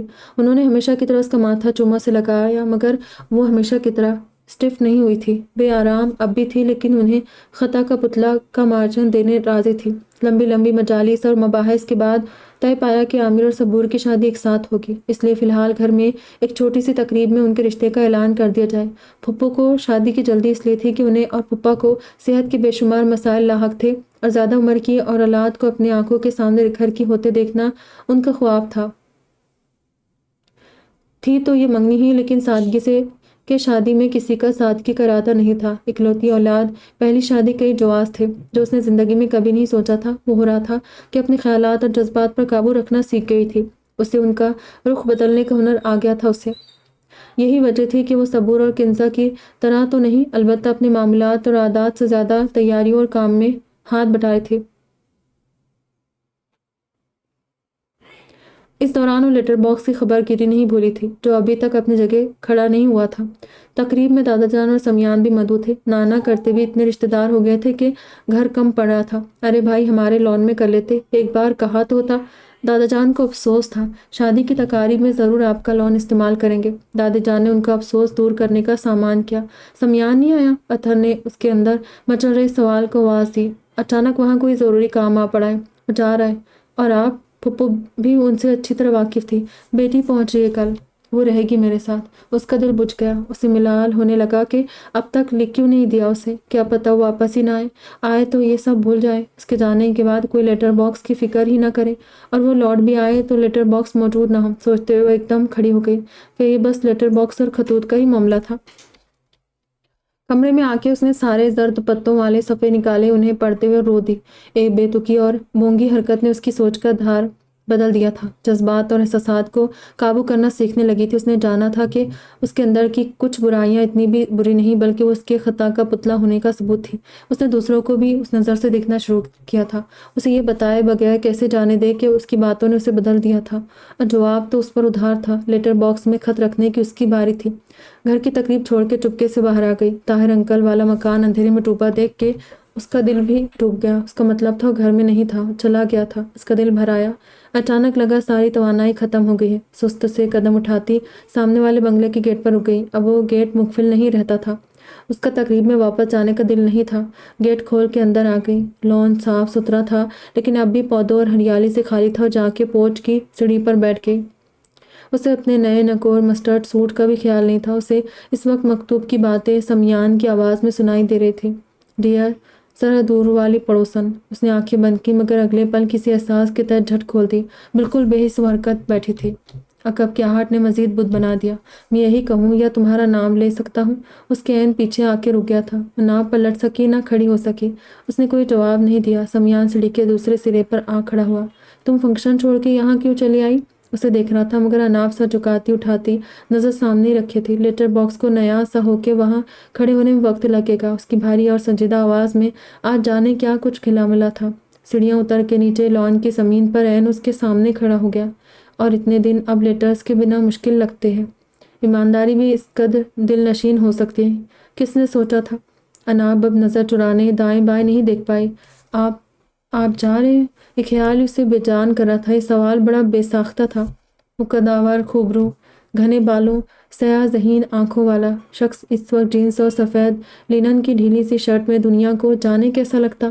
کون کون اس کی وجاہت دیکھ کے آہیں بھرتا، دل ہارتا؟ اسے پرواہ تھی نہ اس کا احساس ہی تھا۔ اس کے لیے تو ایک ٹھنڈا سایہ تھا، تسلی بھری تھپکی اور سکون کی وہ وادی جس میں بکھرے الفاظ اس کی بے چین زندگی کا تریاک بنے تھے۔ تم اس لیے آئی ہو؟ اس کا چہرہ یک با یک بدل گیا۔ پہلے تحیر پھیلا، پھر خوشی بکھر گئی۔ خجل ہو کے سر جھکا گئی۔ اسے خیال آیا پیچھے گھر میں ضرور سب اسے ڈھونڈ رہے ہوگے، کسی سے بھی کہے بنا آئی تھی، مگر اب اس میں اٹھ کے گھر جانے کا دم نہیں تھا۔ سمیان نے ابھی تک جواب نہیں دیا تھا کہ وہ جا رہا ہے۔ اس نے پھر سمیان کو دیکھا جس کی نظر اس سے ہٹی نہیں تھی۔ اگر جا رہا ہوں تو؟ اس نے جیبوں سے نکال کر ہاتھ باندھ لی۔ اسے لگتا تھا اس نے بہت ضبط کیا ہے، اس میں ماہر ہے، مگر اس وقت ساری صلاحیتیں بیکار ثابت ہوئی جب اسے اپنی پلکیں بھیگی اور حلق میں نمک کا ذائقہ محسوس ہوا۔ خود اپنی بے اختیاری پر حیران تھی۔ اسے تو جانا تھا، مسافر تھا۔ اس نے خود کو سمجھانا چاہا لیکن اثر الٹا ہوا۔ مجھے جانے سے پہلے کچھ کہنا ہے۔ اس کا بھرا دل اور آنکھیں سمیان سے مخفی نہیں تھی۔ یعنی سچ میں جا رہے ہو؟ اس خیال پر اس نے خود کو رونے سے روکنے کی کوشش میں ہونٹ سختی سے بند کیے اور پلکیں جھپکائی۔ کہنا ہے؟ اس نے ہاتھ اٹھا کے اس کے بازو میں سیڑھی کی طرف اشارہ کرتے بیٹھنے کی اجازت طلب کی۔ کچھ کہے بنا مزید کنارے کی طرف کھسک گئی۔ وہ اس فاصلے پر اسی سیڑھی پر بیٹھ گیا۔ گھٹنوں پر کوہنیاں رکھے وہ انگلیوں ایک دوسرے میں پھنساتا اور پھر آزاد کر دیتا۔ یہ حرکت اس کے اندرونی کشمکش کی کماس تھی۔ مجھے تمہیں تھینک یو کہنا تھا۔ اس نے جملہ مکمل کر کے اناب کو دیکھا جو اسے ہی دیکھ رہی تھی۔ Thank you? اس نے پھر دہرایا۔ میں کول، میچور اور نائس نہیں تھا، تم نے بنا دیا۔ ہلکے سے تبسم نے اس کے لبوں پر جھلک دکھائی۔ وہ اسے اپنی جدوجہد اور کشمکش سنا رہا تھا۔ اس کی زندگی میں ایک ہانیہ نہیں بلکہ ایسے کئی لوگ تھے۔ وہ دم بخود سی اسے سن رہی تھی۔ وہ اپنے ڈیڈ کی دوسری شادی اور پھر نئے ضعفوں کو کبھی دل میں جگہ نہیں دے پایا تھا۔ اسے اپنی رازداں بنا رہا تھا۔ اکثر ہم خود کے لیے کافی ہوتے ہیں، بس خود کو انڈر اسٹیمیٹ کرتے ہیں، کسی کو ڈس لائک کر کے۔ اگر ہم خود ہی اس وجہ سے اسٹرگل کر رہے یا وہ ہمارے ہاتھوں تکلیف میں نہیں تو ہمیں یقین کرو ہم اچھے ہیں اور اپنی اچھائی قبول کرنا شرم کی بات نہیں۔ غرور گھمنڈ کی طرح خود کو ہر وقت غلط سمجھتے رہنا بھی غلط ہے۔ اناب اس کے لیے وہ آئینہ ثابت ہوئی تھی جس میں اس نے پہلی بار خود کو کسی پردے کے بنا دیکھا۔ اس نے پہل کی خود کو بدلنے کی کوشش، جو اس کی زندگی میں جس مقام پر تھا اسے وہی قبول کیا تھا۔ اس کے لیے انہیں پسند کرنا لازمی نہیں تھا۔ اس کے پاس انگریزی کے بھاری بھرکم الفاظ تھے جو وہ اس کے لیے استعمال کر رہا تھا۔ اسے بس سولوشن سمجھ آیا اور وہ ضبط نہیں کر سکی۔ کوئی ٹوٹا پھوٹا بھی کسی کے لیے اتنی بڑی تحریک، امید اور تسلی بن سکتا تھا۔ اس نے اسے ہی نہیں خود کو بھی بدلا تھا اور اس کا کریڈٹ وہ اناب کو دے رہا تھا۔ اس کے پاس ٹشو تھا، نہ رومال، اور آرگنزا دوپٹہ اس لائق تھا نہیں کہ وہ کچھ کام آتا۔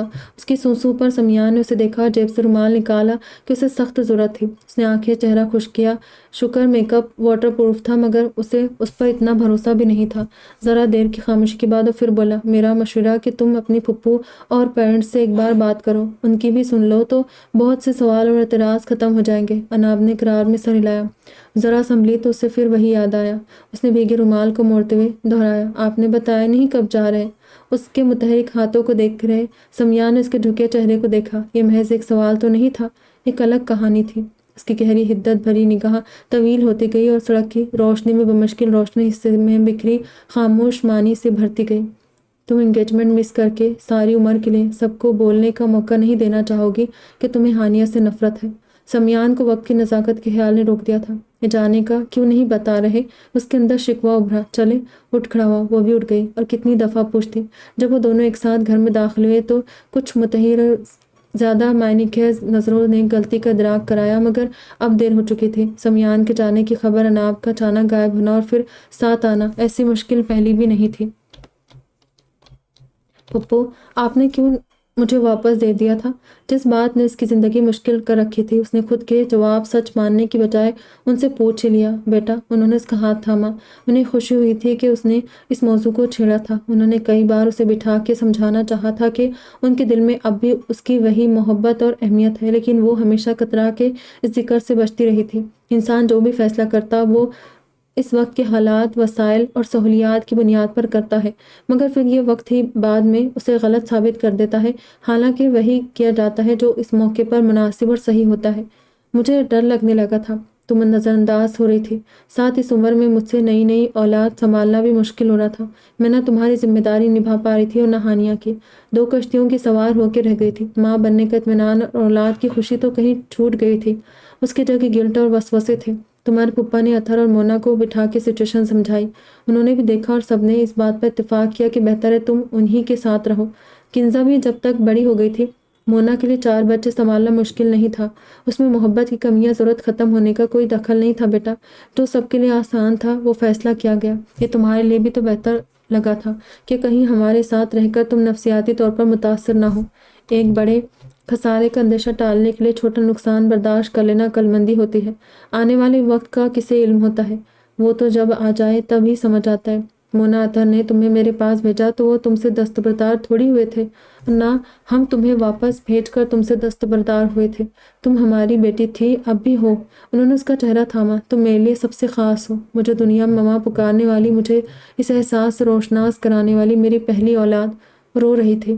ان سب میں تم نے سفر کیا، ہم سب کو احساس ہے بیٹا، لیکن زندگی میں سوچ سمجھ اور ناپ تول کر بھی فیصلہ کرے تو کولیٹرل ڈیمیج سے بچا نہیں جا سکتا، اور نہ ان کو ٹالنے کے لیے فیصلے بدلے یا روکے جا سکتے۔ تم ہمیں معاف کر دو بیٹا، اور ہانیہ کو۔ مجھے ہانیہ سے کوئی شکایت نہیں ہے۔ اس نے تیزی سے ان کی بات کی تاکی۔ ان کا خوف جائز تھا اور اب وہ ہانیہ کی نند بھی تھی۔ پھپھو نے اسے گلے لگایا تو بھی رو رہی تھی۔ پھپھو نے کہا یا نہیں، انہیں خود خبر ہو گئی، جو مونا اور اتھر نے خود سے اس سے بات کی۔ اس کی واپسی کے بعد یہ اتھر کا فیصلہ تھا کہ اسے زور زبردستی سے سب قبول کرنے یا ایڈجسٹ ہونے پر مجبور نہ کیا جائے، بلکہ وہ وقت دیا جائے۔ اس کا جو بھی رویہ ہے اسے ٹوکا نہ جائے، مگر انہیں بھی اندازہ نہیں تھا کہ اسے اتنا وقت لگے گا۔ ماں باپ اور پھپھو سے اس کی شکایتیں کسی حد تک ختم ہو گئی تھی۔ بہنوں اور عامر کے ساتھ کوشش کر رہی تھی، مگر اسے یقین نہیں تھا کہ وہ تکلف کی دیوار کبھی گرا پائے گی، فاصلے کبھی صفر ہو پائے گے۔ مگر اب اس نے رشتوں اور جذبات کو جیسے بھی ہیں، برے نہیں کہ اصول پر تسلیم کر لیا تھا۔ اسے نفرت نہیں تھی اور وہ انہیں اپنی طرف سے ارادتاً تکلیف اذیت نہیں پہنچاتی تھی، یہ کافی تھا۔ اندر اٹھ رہے منفی جذبوں پر ہلکان نہیں ہوتی تھی۔ خود کو اور دوسروں کو کامل اور پارسا فرشتہ بنانے کا خام خیال کسی جنگل کو نکل گیا تھا۔ اس نے خود کو اور دوسروں کو خطا کا پتلا سمجھ کر دیکھنا شروع کیا تھا۔ لوگ اس کے ساتھ زیادتی کر جاتے تھے، اٹس اوکے کہ اس سے بھی ہو جاتی تھی۔ کب زیادتی گناہ بن جاتی ہے سمجھنے لگی تھی، اور وہ تھا ارادہ اور اسے درست ثابت کرنے کی کوشش۔ ہانیہ کو دیکھ کر اب اسے غصہ نہیں آتا تھا۔ شادی کی تاریخ طے ہو گئی تھی۔ اب چونکہ وہ گھر میں جمی محفلوں میں شریک ہوتی تھی تو اسکول کے علاوہ گھر سے نکلنا بھی کم ہو گیا تھا۔ دادا جان اپنے مکان میں منتقل ہو گئے تھے۔ اس دن کے بعد سمیان اسے نظر نہیں آیا تھا۔ دادا جان اپنی بیٹی کے ساتھ ملنے آئے تو اس نے ان سے ہی سنا کہ وہ چلا گیا ہے۔ دادا جان ان کے گھر منتقل ہونے کی خوشی میں دعوت کرنا چاہ رہے تھے۔ انہیں اس سے بھی شکایت تھی کہ وہ اب انہیں بھول گئی تھی۔ اس کے پاس شادی کی تیاریوں اور اسکول کی مصروفیت تھی اور یہ بہانے نہیں تھے۔ اس کی میز کے دراز میں زرد پرتوں والے صفحات کے درمیان وہ سفید رومال بھی تھا۔ اکثر راتوں میں وہ ازبر ہو چکے ان مکتوب کو پڑھتے اور دیکھتے ہوئے سو جاتی تھی۔ اس دن اطہر نے کہا کہ دادا جان اسے یاد کر رہے تھے تو خود کو سرزنش کرتی ان سے ملنے چلی آئی۔ بنگلہ اب واقعی کالونی کا سب سے شاندار مکان تھا۔ دادا جان کو آخر لائق مالی مل ہی گیا تھا۔ گو ابھی لون زیر تزئین کاری تھا، پھر بھی بھلا لگتا تھا۔ ان سب کے باوجود اسے گیٹ کے ساتھ کھڑے لیٹر باکس کی موجودگی کے بنا وہ سب ادھورا لگ رہا تھا۔ ابھی تک لگایا کیوں نہیں، سوچتی گیٹ کھول کے اندر آئی۔ اب گھر میں ملازمین بھی تھے۔ سمیان کی پھپھو اپنے ساتھ ایک کل وقتی ملازمہ لائی تھی۔ اس کے علاوہ صفائی والی ماسی اور ایک لڑکا باہر کے کام کے لیے تھا۔ لیکن اس وقت گھر میں خاموشی تھی۔ ہال خالی تھا۔ چونکہ اب وہ باقاعدہ سجا سنوارا تھا تو اس کی صورت ہی بدل گئی تھی۔ ستائش نظروں سے جائزہ لیتی دیوار پر لگا بڑا سا عربی کیلیگرافی کا نمونہ دیکھ رہی تھی، جب اس کی بھاری دھیمی آواز ابھری جس میں سنجیدگی کی جگہ ہمکتی شوخی تھی۔ اناب اتنا پیارا اور خوبصورت نام ہے، لیکن تمہیں دیکھتے ہی میری زبان پر ڈیئر دور والی پڑوسنی کیوں آتا ہے، یوں ہی جمی رہی۔ قریب آیا۔ ناراض ہو؟ اس کے سامنے آئے۔ وہ تھی ناراض لیکن سر نفی میں ہلایا۔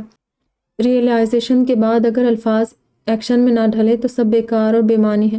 لہجے میں سنجیدگی لوٹ آئی تھی۔ میں واقعی نائی اسکول اور میچور بننے گیا تھا۔ وہ کون ہوتی تھی اس سے وضاحت طلب کرنے والی، مگر وہ دے رہا تھا اور اس نے سوچا وہ اس کے لیے کون ہے۔ اس نے مسکرا کے ستائش انداز میں سر ہلایا۔ اسے اندازہ تھا جس طرح اس نے پھپھو اور امی پاپا سے ان کا موقف سنا تھا، وہ بھی اسی مقصد سے گیا تھا۔ اس کے اپنے احساسات فی الفور اس قدر موزوں تھے کہ وہ ان کے کمزور پڑنے کا انتظار کر رہی تھی۔ اگر الفاظ پھسل گئے، آواز لرز گئی تو یہاں سب ٹھیک ہے؟ بالکل چپ تو نہیں رہ سکتی تھی۔ سب کہاں گئے ہیں؟ اناب نے پوچھا۔ پھپھو دعوت کی تیاری اور شاپنگ کے لیے گئی ہیں اور دادا جان ایئرپورٹ، بڑی پھپھو آ رہی ہے۔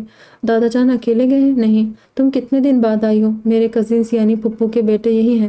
میں بہت دن بعد آئی ہوں، اس نے اعتراف کیا اور اسے یاد آیا لیٹر باکس کیوں نہیں لگایا ابھی تک؟ سمیان مسکرایا۔ اس کی اہمیت ہمارے علاوہ کسی اور کو کہاں پتہ، اس لیے وہ کسی کی ترجیح نہیں۔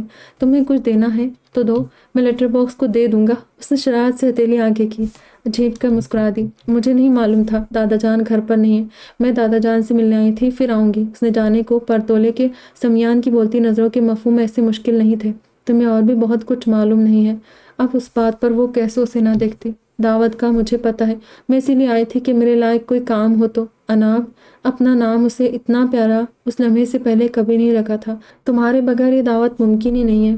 سمیان کی بات پر اس کی چھٹی اس کو ہوش آیا۔ اس کے گھر میں بھی دادا جان کی دعوت کچھ زیادہ موضوع بنی ہوئی تھی۔ شادی کی تیاریوں کے بیچ اس کا ذکر لازمی ہوتا تھا، تو کیا ایک ساتھ تین؟ اس کا خیال درمیان میں ہی رہ گیا۔ ویسے مجھے تم سے ایک اہم بات پوچھنا تھی۔ یکایک سنجیدہ ہوا۔ کیا؟ ہم رنگز ایکسچینج کریں یا لیٹرز؟ لہجہ پھر یکایک بدل کے شوق ہوا۔ لو، وہ آواز کی لرزش اور لفظوں کی پھسلن سے ڈر رہی تھی، جبکہ یہاں تو کچھ راز رہا ہی نہیں تھا۔ اس کا دل بڑے ناز سے اترایا اور اگلے پل اسے اپنے گھر والے یاد آئے۔ مجھ سے کسی نے پوچھا تک نہیں، بات یہاں تک پہنچ گئی اور وہ بے خبر رہی۔ اس کا شکوہ سمیان نے محسوس کیا۔ اس دن ہماری ایک ساتھ انٹری کے بعد کچھ پوچھنے کی گنجائش تھی۔ سمیان نے اس کی آنکھوں میں جھانکا۔ گھر والے تھے یا دل والے؟ زندگی کے اتنے اہم فیصلے بنا کہے سنے ہی طے پا گئے۔ باہر کا رکا شور ابھرا۔ جانے ایئرپورٹ والے آئے تھے یا بازار والے لوٹے تھے؟ وہ گھبرائی اور سمیان جی بھر کے بے مزہ ہوا کہ اس کا نہ دل بھرا تھا نہ باتیں پوری ہوئی تھی۔ دعوت میں ان کے رشتے کا رسمی اعلان ہوا اور شادی سب کی ایک ساتھ ہی تھی۔ پہلے عامر اور ہانیہ کا نکاح اور ان کے ولیمے صبور اور اس کا نکاح۔ شادی میں سمیان کے والدین اور بھائی بہن بھی شامل ہوئے تھے۔ مجھے دوڑایا نہیں کرے، وہ ہانپتی ہوئی گھٹنوں پر ہاتھ رکھ کے جھکی۔ میں واکنگ کی عادی ہوں، رننگ کی نہیں۔ اس نے سیدھا ہو کے اسے دیکھا جسے دیکھ کر کوئی نہیں کہہ سکتا تھا وہ دوڑ کے آیا ہے۔ ہو جاؤ گی، اس نے اطمینان سے کہا۔ ایک اور راؤنڈ لگاتے تب تک نیکسٹ لائن والی بیکری بھی کھل جائے گی۔ اناپ کے لیے دونوں تجاویز ناقابل قبول تھی۔ بالکل نہیں، اتنی صبح صبح میٹھا۔ وہ گیٹ کی طرف جانے لگی تھی کہ سمیان نے بازو پکڑ کے کھینچا۔ صبح صبح میٹھے سے شروعات نیک ہوتی ہے، اگر کیک نہیں تو کچھ اور سویٹ۔ سمیان نے بازو اس کی کمر کے گرد پھیلائے۔ شرم کرے، لوگ دیکھ رہے ہوں گے۔ اس نے گھبرا کے اسے شرم دلانا چاہی۔ تمہیں کیا لگتا ہے وہ پہلی بار دیکھ رہے ہوں گے؟ اس کا دوسرا ہاتھ اناپ کے چہرے پر مصروف تھا۔ کیا مطلب؟ ہمیں لیٹرز رکھتے نکالتے تو دیکھا ہی ہوگا، یعنی ہم پہلے ہی وہ بدماش اور بدکماش ہے جو محبت نامے لکھ کے شادی شدہ ہوئے ہیں، تو جب بدنام ہو ہی گئے ہیں تو اب پرواہ کیسے؟ یا اللہ، سب ہمارے بارے میں ایسا سوچتے ہیں۔ اسے فکر لاحق ہوئی۔ وہ دور مکانوں کو غور سے دیکھنے لگی کہ واقعی کہیں سے کوئی دیکھ تو نہیں رہا۔ میں جو کہہ رہا ہوں اس پر غور کرو۔ سمیان نے اس کا چہرہ اپنی طرف کیا اور کمر میں حائل بازو یوں تنگ ہوا کہ درمیان میں کھلا نہ رہا، اور اب ان کے پیچھے کھڑا میں، یعنی اس کہانی کا مرکزی کردار لیٹر باکس، اپنی آنکھیں بند کر رہا ہوں۔ آپ بھی جائیں، انہیں ان کے حال پر چھوڑیں اور اپنا کام کریں۔ ویسے تسلی رکھیں، انہیں کہیں سے کوئی نہیں دیکھ رہا ہے۔ واقعی یار، آسیہ رئیس خان کی ہر ناول کمال کی ہوتی ہے۔ یہ بھی مجھے بڑی اچھی لگی، اور بہت اچھی۔ ایسے لگ رہا تھا کہ ہم لوگوں کا بھی ساتھ ساتھ مائنڈ فریش ہو رہا ہے۔ کس کس کو ایسا فیل ہوا، ایک دم ریلیکس؟ کیسے لگے اپنی رائے کا اظہار ضرور کیجیے گا۔ دعا میں یاد رکھیے گا، اپنا ڈھیر سارا خیال رکھیے۔ پھر ملیں گے۔ خدا حافظ۔